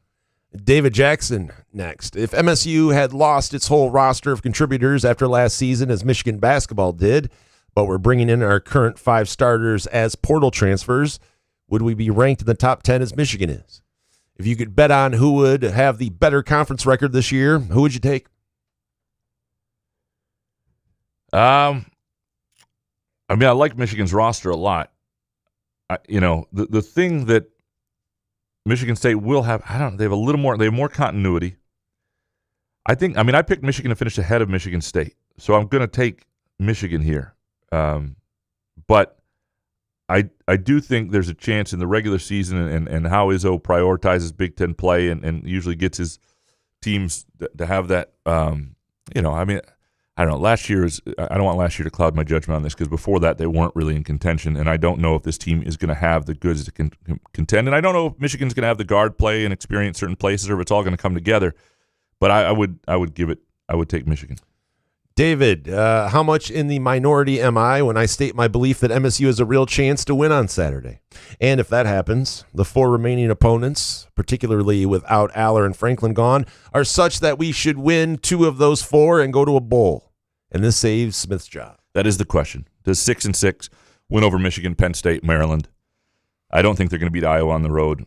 Minnesota, I would guess not, but you never know. But what does that do? And I don't know, because before this season, what I was sort of told by people is just how badly they needed to get to a bowl. They needed that experience. I don't know if there's been too much negativity, that it's just gone too far the other way to get it back by just getting a 6-6, and how it's looked and what's happened. And if they had beaten UCLA, I think the conversation would be very different. It's weird that like one game can do that, but that game was so bad and was so alarming in that moment. And again, if UCLA like goes to Bloomington this week and smacks around Indiana out of nowhere, maybe we'll have to like reconsider everything. because then maybe UCLA's just found some magic pixie dust that they didn't have, I just don't think he's going to be back, and I don't think Michigan State's going to get to that point. I don't think MSU is going to be at a bowl this year. Next one from David. Despite having lots of yardage, MSU football isn't scoring enough. Could it be as simple as trying for more big play passes? We have two guys who can make those plays, plus an athletic freshman tight end who could definitely split a zone defense. What do we have to lose? Air it out like Bobby Hebert. Yeah, there isn't a whole lot to lose. I do think,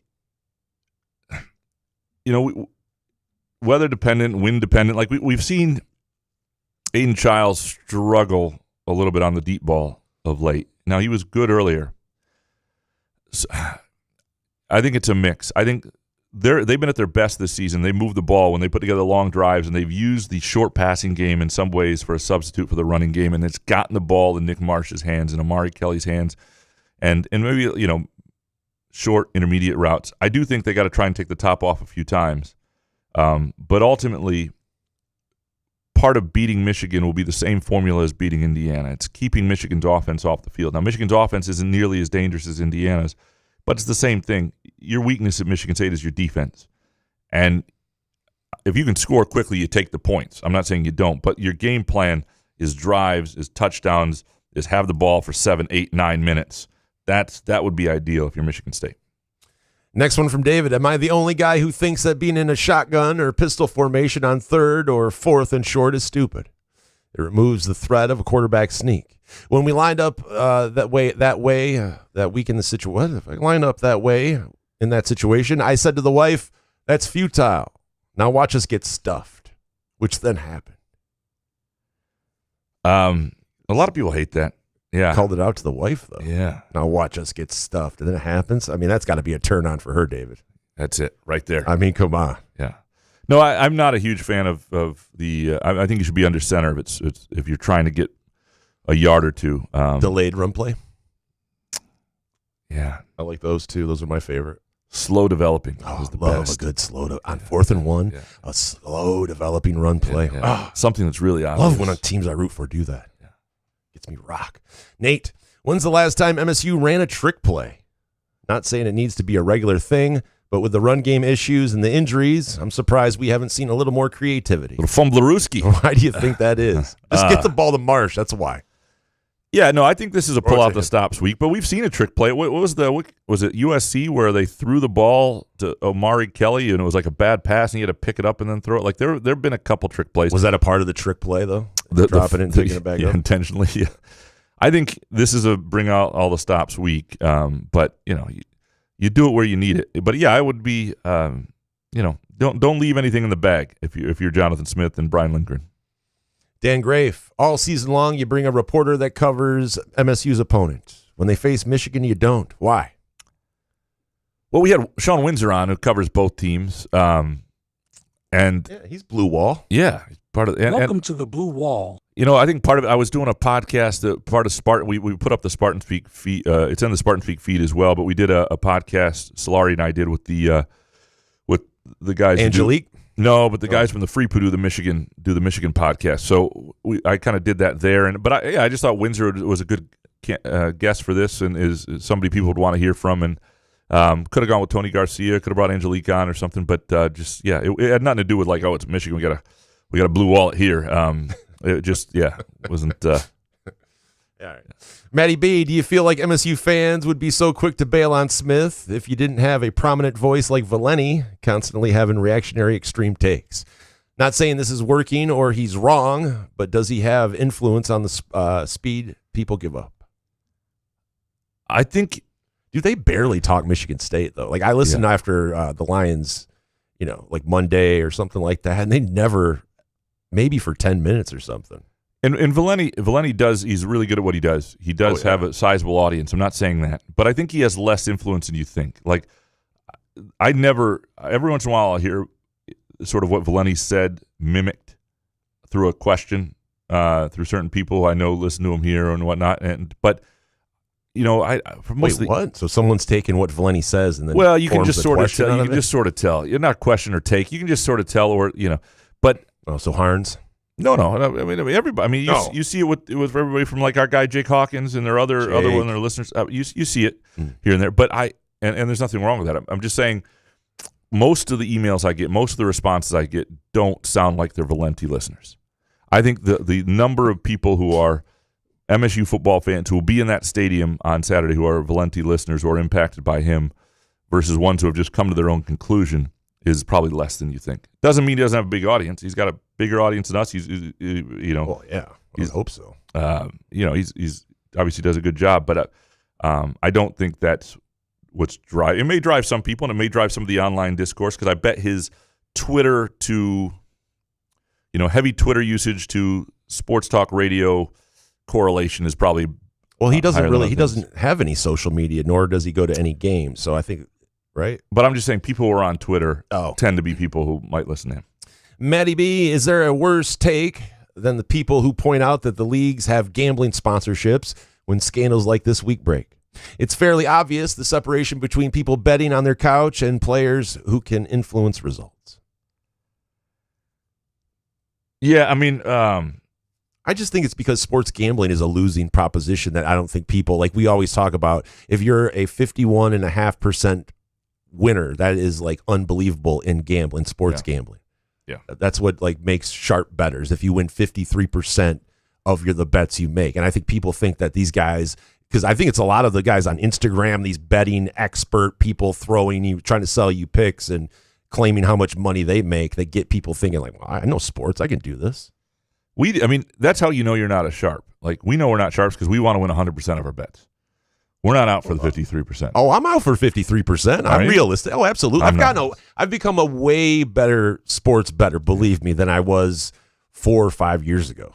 So I mean, if you're out for the 53%, it's smart because then you don't chase bets. You don't do stupid things. I still do that, but I have a certain amount of money set aside that I know because I don't have kids, so I have some disposable income that I can throw at it if it happens to win, and it just, I don't know. Yeah. So I can have fun with it. But yeah, I've been fortunate to where it's never gotten bad for me, and I understand that it does get bad for some people. But just because it's not bad for you doesn't mean that we have to get rid of gambling for everything. Just because some people can't handle it, or some athletes are influenced, and I am curious. Like I'm curious what the NBA will do, and I'm curious what this looks like in 10 years as people are more used to this. And again, I'm not saying I've stopped betting on the NBA years ago because they didn't make it fun anymore. Well, the NBA is one of the dumbest things you can bet on because they need to get a handle on the reporting of the injury reports and things that come out. Like, you just could never trust some of these guys that they would play if you either bet on some of their props or something like that. Game to game, there's just too much unpredictability. Tim next. Graham compared MSU's keys to winning the same as he would a MAC school, and then the entire fan base decided to make their profile pic say, "We believe." The most MAC thing ever. My balls hurt from the cringe. We believe.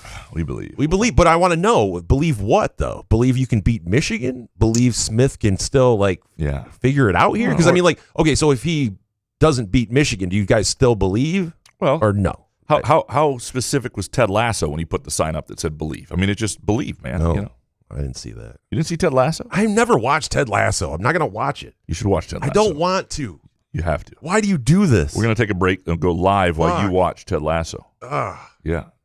The whole, I don't want to. People can listen to you watch Ted Lasso. No. I'll watch Eastbound and Down for the 800th time. Can't you? Is there anything more on brand than that Allstate commercial where the Michigan fan steals the kids' cotton candy? It's actually a funny commercial, though. I have not seen it. It's pretty good. It's really pretty good. The guy, the acting is good. Yeah, the guy's on the Jumbotron and he's picking the cotton candy from the kid in front of him. It's good. It is a little on brand, but it's also good. Oh, DMB. I used to email Mark Hollis about Pat Narduzzi sucking and the lack of Porta-Johns in 2009.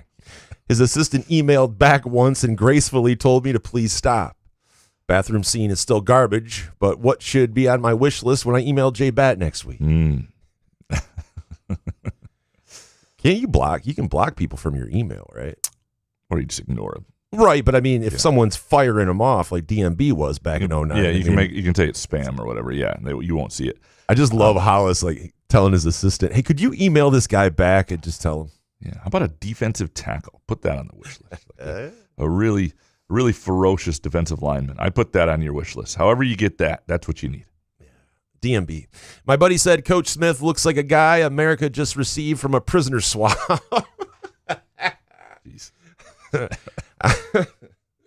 I agree. He looks fucking miserable. What should Coach do to cheer up before a big game? A few MGs and some loving from Mrs. Smith. The Mrs. Yeah, I don't think. Shucks. I don't think he's having a ton of fun right now. I don't. I mean, I just can't be a lot of fun. Wow. That's pretty. We had to give up the Merchant of Death for Smith, but, it's worth it. Fossman 80. During its next head coaching search, will Jay Bet have the stones to look at Ferris State's Tony Anese? The guy is a flat-out winner wherever he is coached. 195-41 record in high school. 3 state championships at Muskegon High School. 30-4 record at Grand Rapids Community College. You get it. He's done a lot here. He's going to keep going. We may have the next Kurt Signetti a mere 109 miles away from East Lansing. So there is always that chance. He's an older guy at this point. He's won everywhere. And those coaches are, How old? Hold on. Let me look. Off.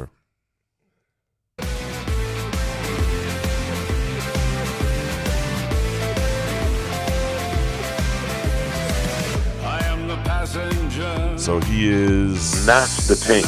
65 already. Higher 64. Yep. We need an old guy. Yeah. Old guys are where it's at. Yeah. Look, and I'm not saying it wouldn't work but even Signetti had moved up to coach a couple Division I schools and had great success there before going to Indiana. And it's a different jump. And what's weird in football is you see it more than anywhere. You see D2 coaches go to be like position coaches at the D1 level and back and forth. We don't have time for that. Right, but got to move it up. He's 64. He can handle it. I'm not saying it Act would, like he's 25. Would be a bold hire. It's just does he put his hands on his hips like Signetti? Yeah. Have you ever caught yourself doing that? I caught myself like last week. And I was like, oh God, don't do that. Yeah. I'm getting the love handles. It would be an interesting hire. I look after what happened in the early '80s with Michigan State and a successful D2 coach. I don't know that MSU would ever do that again. Again, that's 45 years ago. Timely. I don't think he's going to get a look. But it may be unfair, and you may be right about the idea even a that look. He would win. You don't even think he'd get a look. I don't, because I just think. When's the last time you saw a D2 coach jump to a Power 4 school? This is a different era of college football. If he had a plan, he's old. Apparently, old guys work now. You'd have to have a plan. Does he like short practices? You have to have a plan. Fuck, like a real NIL plan. But that's what I mean. Right. That's a little different. But yeah, look, I've talked to him a few times. He is a bright guy who is a fantastic football coach. Has won everywhere. And I know there's and look, I'm not poo-pooing it. I just don't think it would happen. Don't you dare poo-poo. Pig Miller, MSU hockey looks like a juggernaut. Are the expectations for Nightingale Final Four or bust? Title or bust? Well, yeah. I mean, I think after what happened last year, the postseason, everybody will be on like pins and needles, and it's good pressure though. It's good pressure. It's a good place to be, and they do have a team I think that's much more built for postseason success this year, in the sense that their second and even third lines are better. I mean, you're talking draft picks, and what that allows to happen is if you have a line that's shut down, which is you can sometimes shut down one line in a game, like what happened a little bit with Cornell and Michigan State. It's harder to shut down the whole team. It's harder to have a game that winds up. Michigan State's more likely to put a team like Cornell away. Now, still, one game scenario is dog shit. Shouldn't be. But the NCAA doesn't care about hockey, so they don't have a legitimate postseason. Couch on fire. What are the chances the Tigers get a middle of the order bat this offseason? Starting pitcher, 3-4 level. Well, Bregman is a middle of the order bat. Would be good. I think they'll be in the conversation for him from everything I've read and heard. And I think they'll have a pitcher. I think the Tigers are going to be active. It's tough to say middle of the order. I think they're going to. The order's been. I think they're going to trade Skubal. I just have this hunch. Really? Say hunch. Yeah. Yeah. I don't see it. When? I don't know. The winter meetings. I don't know. Whenever you do. So you haven't thought it through or anything. You're just firing that out there. No, I think they know he's not going to re-sign. So. Yeah. But the problem is your best team next year probably has him on there. You have to take some calls, bro. You got to talk to some people and see what they're offering. Yeah, and if it's and the thing is, if you get legitimate major leaguers and prospects in return, and then you use money here's the key. The key is money and assets you were planning to use to sign Skubal, if he would sign with you, you got to put elsewhere. Oh yeah, you got to show people that. I mean, and that's the thing. But I just have this weird feeling that's going to happen. Couch on fire. Why do MSU opponents in the pre-Big Ten conference games always have someone go off on them? Bowling Green big 20-12. Really? Stupefying, but happens so many times. That is so true, though. It does seem to happen. Or does it happen everywhere? Or just Michigan State? There's no real scouting report on a lot of these guys, too. And you're playing these exhibitions. Fucking Boo Booey. Yeah. Well, that's Northwestern. That's I a Big Ten understand, play. but it's just like always these one guy, and you're like, oh, ass. Yeah. No, Bowling Green, no. Guy shoots lights out. It's an interesting-looking character, too. Boo Booey? No. Bowling Green kid. What do you mean? It just doesn't look like a baller. Yeah, look like, Oh, he's white? Yeah. Oh. Why couldn't you just say that? Well, because it's Goofy more than white? that. More than that. Yeah. What's his name? Like, now I got to look this kid up. Come on, Hoffit. Dude, are you serious? It's actually something to look up. What's his name? What else are we doing? Answering the same questions? Let's see this kid. Yeah, the bright in the hollow sky. You know it looks so good tonight.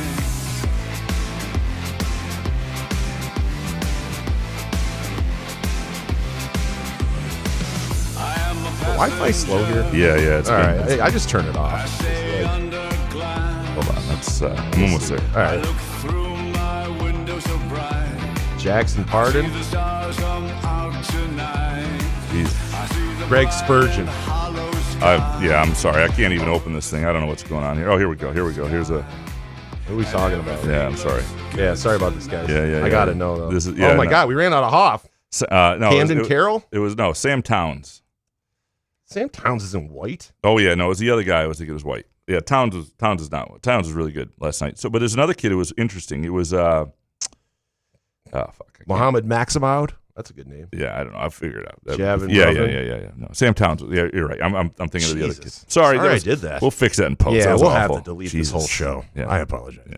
Scott, you next. Will you be at UConn on Tuesday? I will. Yeah, I'm going to UConn? Going for to an UConn. exhibition. Yeah. Look at this guy. Yeah, and here's tell your editors this if you're in this business. Uh-oh. The exhibitions you got to go to because that's where there's everybody's curious. That's where tape gets crushed. That's where the readership is. Oh. If you're going to skip something, skip the Champions Classic. A million reporters there. Still football season. People don't read as much unless they really win. All right. But you never skip the exhibition. Exhibition against a D2 opponent, people are all in. You don't skip that game.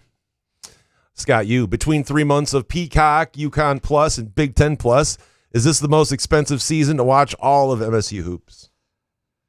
Peacock? Yeah, I don't know. I got to look into what the UConn Plus thing is and make wouldn't it be now if you went to UConn Plus and they just had a one game like one of those scan codes that you could just on your phone and throw them $2.99 or whatever you need? That would be better. Wouldn't you make more money UConn Plus or Big Ten Plus, Big Ten Network Plus? You know, and I don't know what they have right now and how accessible it is to MSU fans. I've got to look at that, but I haven't done that due diligence. I will at the beginning of next week. Dave, with that said, I know this is long-winded. I love when people start it like that. What restaurant in the Lansing area that's no longer around do you miss the most? Childhood me would say Amels. College me would say Mena's, the original Lou and Harry's, or Thai 102. Adult me would say Clara's, DeLuca's, or Reno's East. Would love your thoughts and hope you have a great week with some groovy donuts. Thank you, Dave. Amels. I miss Amels. Amels is great. Yeah. Clara's the one on the west side. Clara's is a fun place to go. Clara's had their menu was probably a little too large, but they had a fun brunch, and I liked Clara's. DeLuca's, though. I mean, DeLuca's was my place. I miss DeLuca's quite a bit. Yeah. All right. Mr. Benjen, greetings from La Boca. You wrote in your quick takes that Fears is going to create an awful lot of MSU's offense. Does that include threes, or is he still hesitant to shoot from distance? Will he be effective from behind the arc? I think he will be effective as a spot-up shooter on open threes, and I think he'll get some of those. I don't think he's a guy who's going to, become – he's not a shooter. You know, Kurt Tang is a shooter. But I do think Fears is going to be comfortable beyond the arc. He shot a decent percentage last year. He was just a little hesitant, and teams kind of knew it. He does not look hesitant now. Benjen, would you hire him if the donuts were groovy? I interviewed a guy. 5 minutes in, he swears His wife yells at him, then a dog barks. He brought home donuts, left them on the counter. The dog housed the dozen. The wife, knee-jerk, used him as a whipping boy, then punished the dog. Say, what? This doesn't sound good. I don't know what is happening. I don't know what's happening But either. Mr. Benjen Yeah. decided we need to hear this. But so he was interviewing a guy Yeah. during the interview. And he swears. But he swears? And his wife yells at him for swearing. That's kind of weird if you're during an interview. Dog barks. But he brought home donuts, left them on the counter. The dog housed the dozen. Yeah. So the wife's panicked. Is the dog going to get sick or what? Yeah, I don't know. Shit everywhere. Yeah, it's not great. I was trying to figure out a live Did you get the read from job? this for Groovy Donuts, but I couldn't quite get there. I couldn't get there, man. My bad. I didn't see the fishing for a live I couldn't read. find it. I couldn't was find like, why it. does he keep going on and on? All right, Ben Schulich. Should Spartan fans be concerned that the Dodgers World Series game starts a half hour after kickoff? It seems like Smith learned his lesson to not comment about his favorite baseball team during Michigan week. Yeah, I don't think he's going to be plugged into the Dodgers game. It's just game 1. Game 7. Hey, man, Ohtani. Yeah. That's a ball player. Yeah. Both sides. How about them Dodgers? Pitcher. Yeah, if you want to lose the fan base forever, lose 40-10 and then walk into the post game and say, how about them Dodgers? Bulky Bartakamus. Imagine we are back in 2021 and the Spartans just went 11-2, ranked number 10 in the country. Dan Campbell's first season ends at 3-13. Would you make a deal with the devil to turn the Lions into an elite NFL team in exchange for the Spartans football program collapsing? Depends on who you are. Jason would. Yeah. Yeah, I would have. I'm sorry, guys. Yeah. I mean, I believe in 14.5. Matt C. would not. It really depends. Eric Schultz would not. Is that the only deal with the devil? Like, I don't have to give my soul? Like, Yeah. Just Michigan State football collapse? It's got to collapse. Ah, shit. Yeah, I would think about it, though. I guarantee I would think about Is that it. supposed to make Matt C. feel better? No. I'm just trying to tell people. Like, I wouldn't just throw it away right away. I definitely would sleep on it. I'd probably call in the middle of the night. Like, yeah, let's make a deal. Chris, last year, MSU had a significant number of new players and played a very straightforward game plan, while Sharon and company used every trick play in their playbook. In your conversations with players and staff this year, would you expect that to happen again?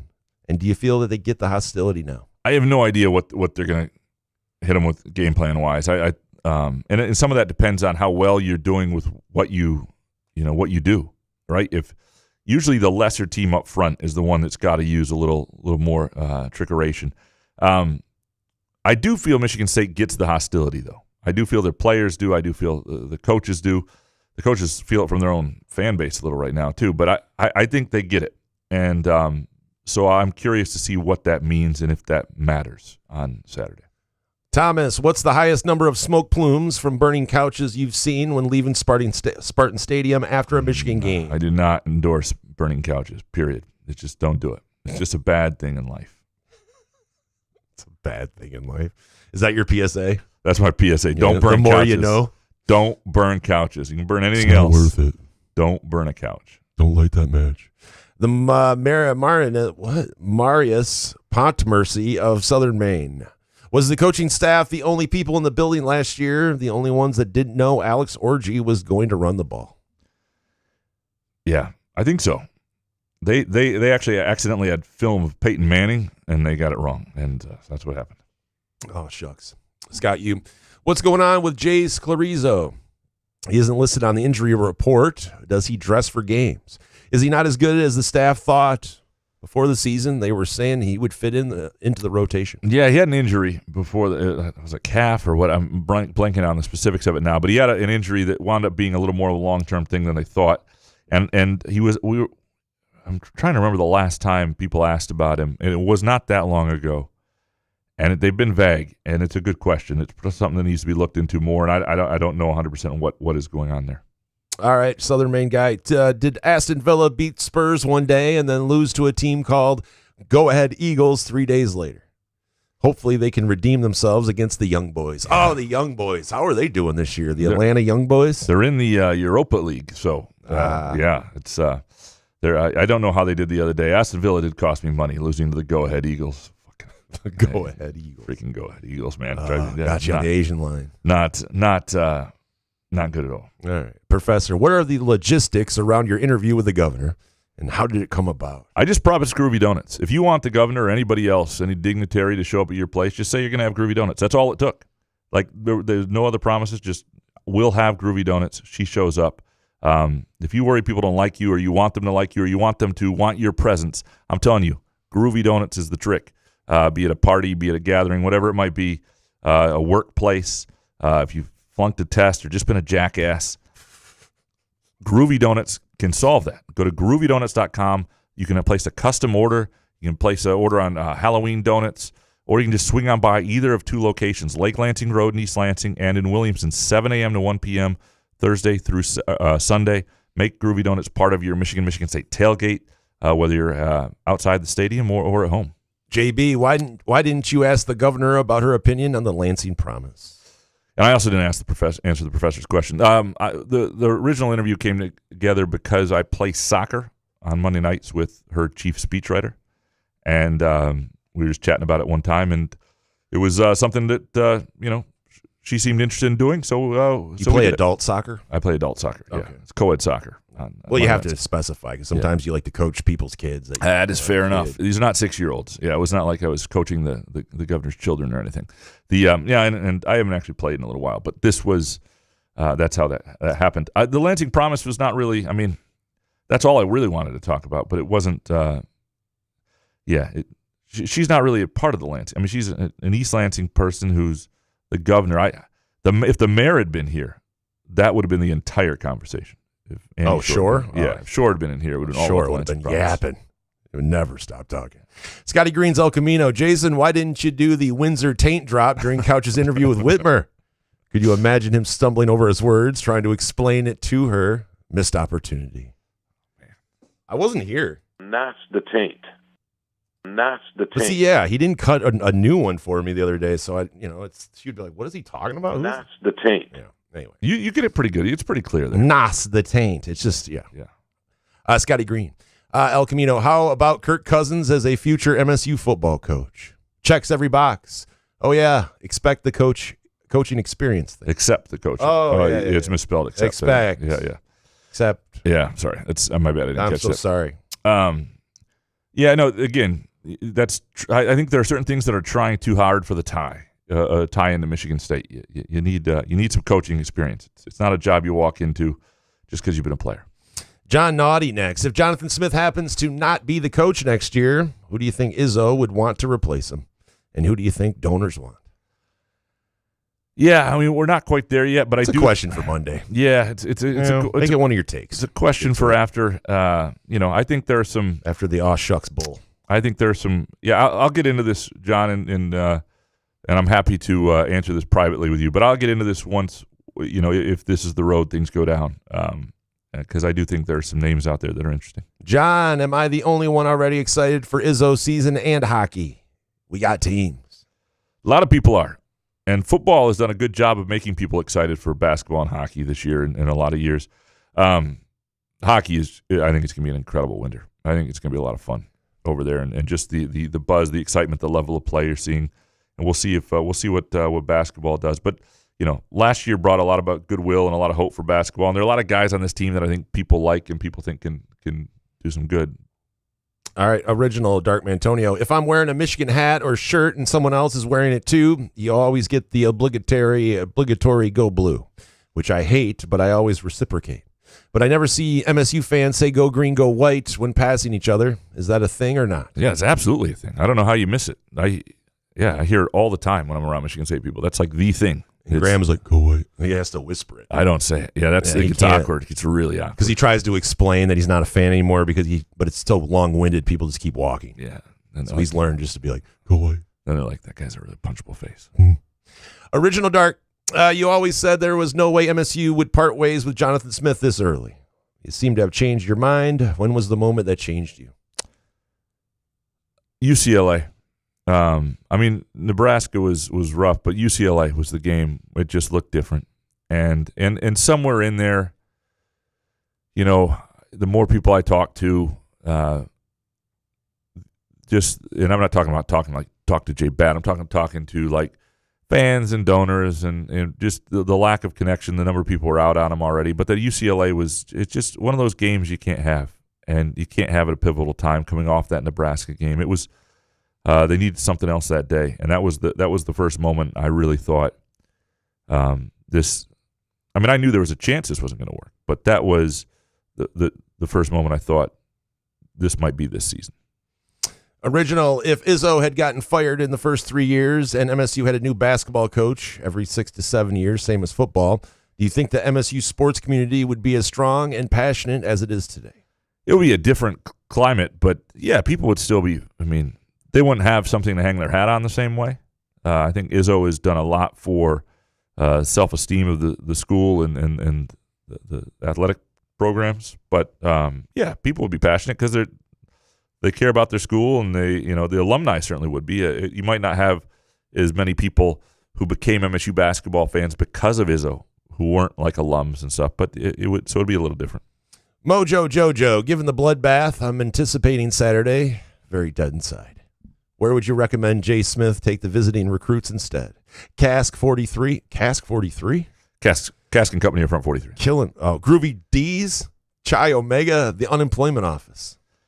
I think right now what I would do is I would bring them downtown, get them away from East Lansing and some of the negativity, and bring them to Midtown Brewing Company in downtown Lansing. Sweet place.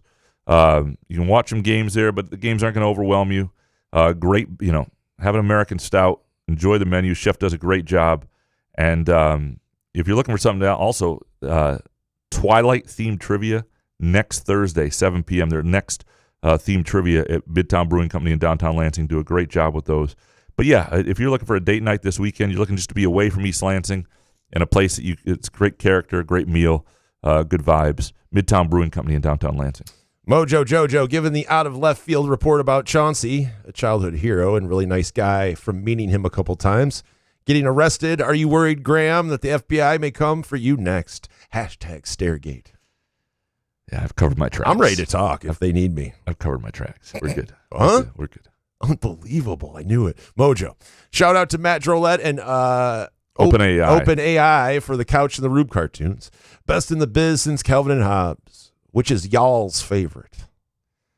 Y'all's. By the way, big stuff coming from teacups.org on Monday. Okay. With Matt Drolette's cartoons. So stay tuned Monday. Nice. Yeah. Teacups.org. Which you have a favorite cartoon? I'd have to think about that. There have been a few that the made one me where laugh. you and I are holding each other like the those CEOs at the Coldplay thing always makes me laugh. Yeah, there are a few that crack me up. The one of me is I love the everyone's spot is in the hovering donut or the donut that he's pawing through shit. Like I don't know.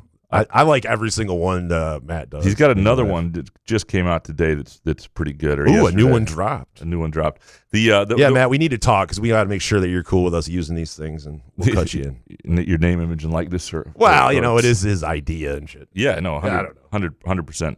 I love the one where I'm your sidekick in that little motorcycle thing. What was it? Hold on, let me pull up the thing that dropped right now. I got it right here. I got. Go Lions, restore the roar. So this one's great. It's me interviewing Whitmer with Spot in the donut, and it says, "Have you ever heard of a Philadelphia sidecar?" It looks nothing like Whitmer, but Gramanito Couch, is there anything baseball as a whole can do to reclaim some semblance of popularity versus football?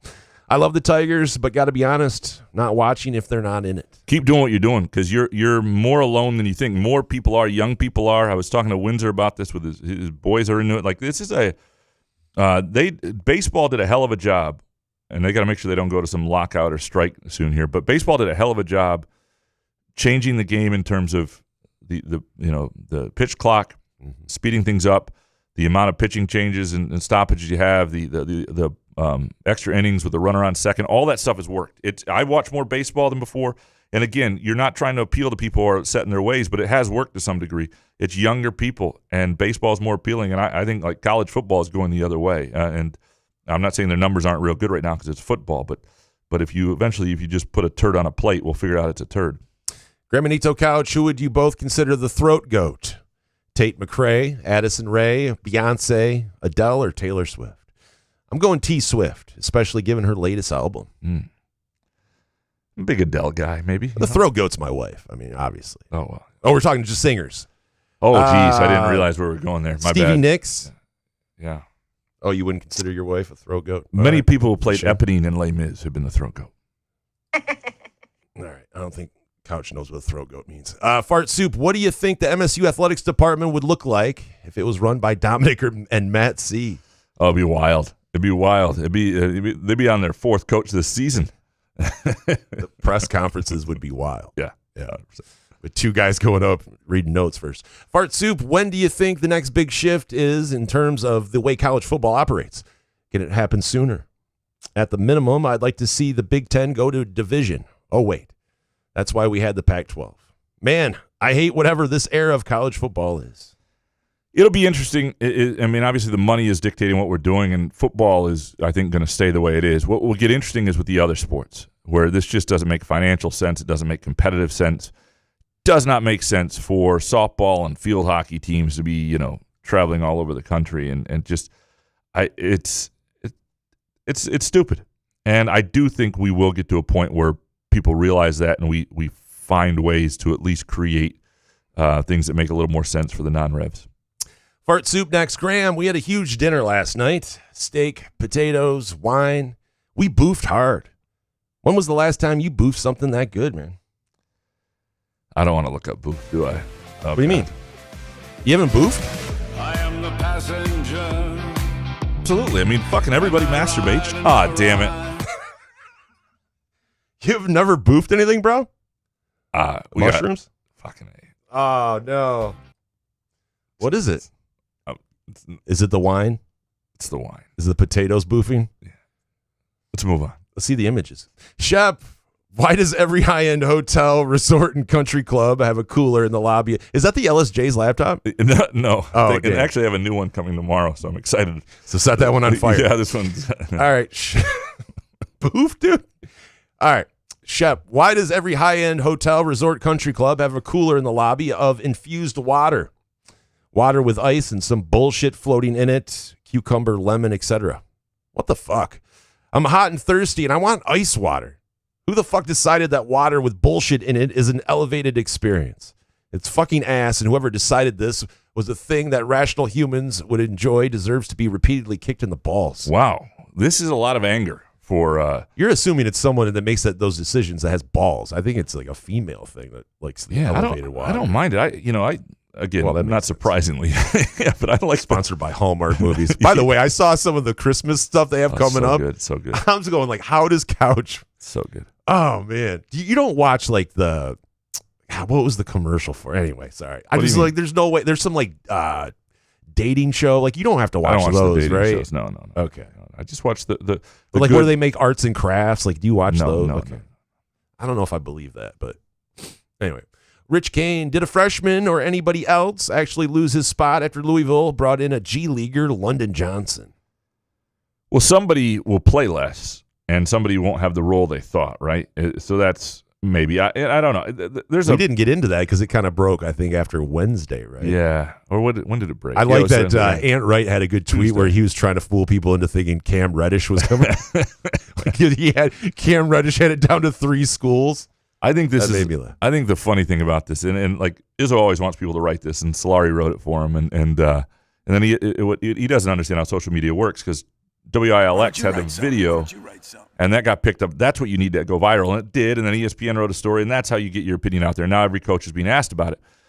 But the problem with all of this is, and I'm not saying it's good for college basketball. I'm just saying like college hockey's been doing a lot. College hockey is most of the things they're allowed to do in college hockey are sort of the argument why you should be able to do anything in college football and basketball, because they've been having 22-year-old freshmen forever. They've been now you're coming out of the Canadian junior ranks, and now the pro stuff's a little different, but I don't know. I don't love it, but I also see the argument about how you're going to stop it if you're allowing this, and this, and you're allowing this in other sports.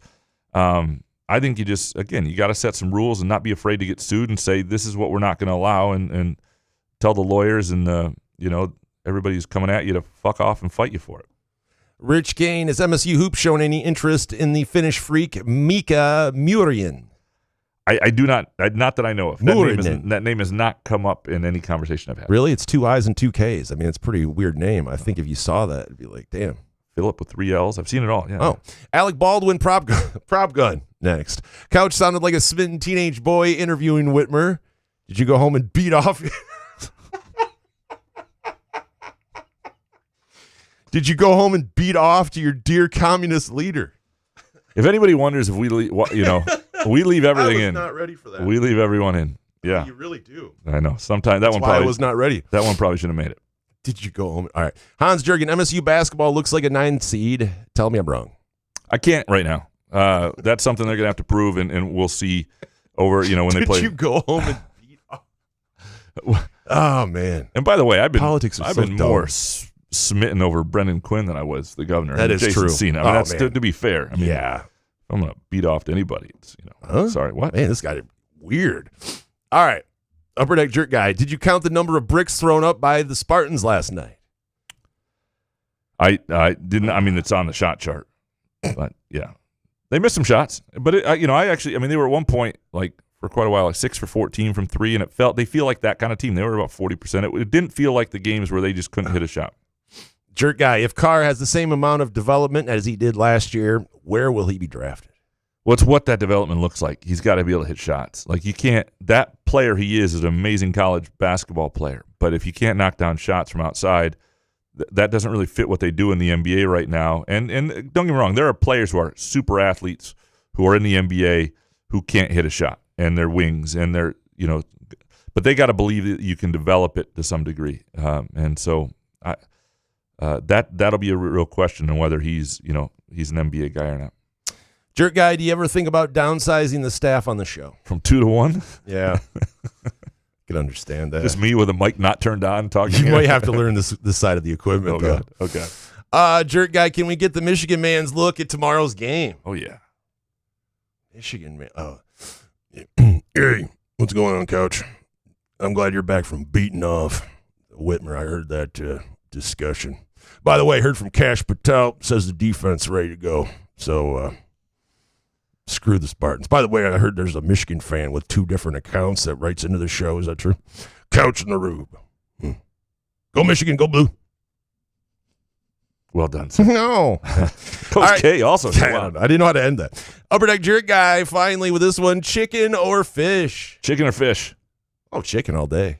Yeah, good, It could go either way. Yeah. No. Good salmon, I'm all in, I like good salmon, yeah. I hope you guys, everybody has a great weekend. And regardless of what happens, you're able to find some joy in life. Maybe you have a muskox flannel. Maybe you have a groovy donut. Maybe a dozen groovy donuts. Go to groovydonuts.com, place an order, or swing on by either location, Lake Lansing Road in East Lansing or in Williamson, 7 a.m. to 1 p.m., Thursday through Sunday. We appreciate Midtown Brewing Company, another good place to escape this weekend. And, of course, our friends at Firekeepers and the Firekeepers iCasino and Sportsbook app. Download the app today. Bet the games we're betting, or better yet, come up with your own. Do it responsibly. Don't be like Chauncey Billups and Terry Rozier and all these guys. We'll be back Monday and get into your takes on everything that happens. Good show, man. Yeah, man. Couch in the Roof.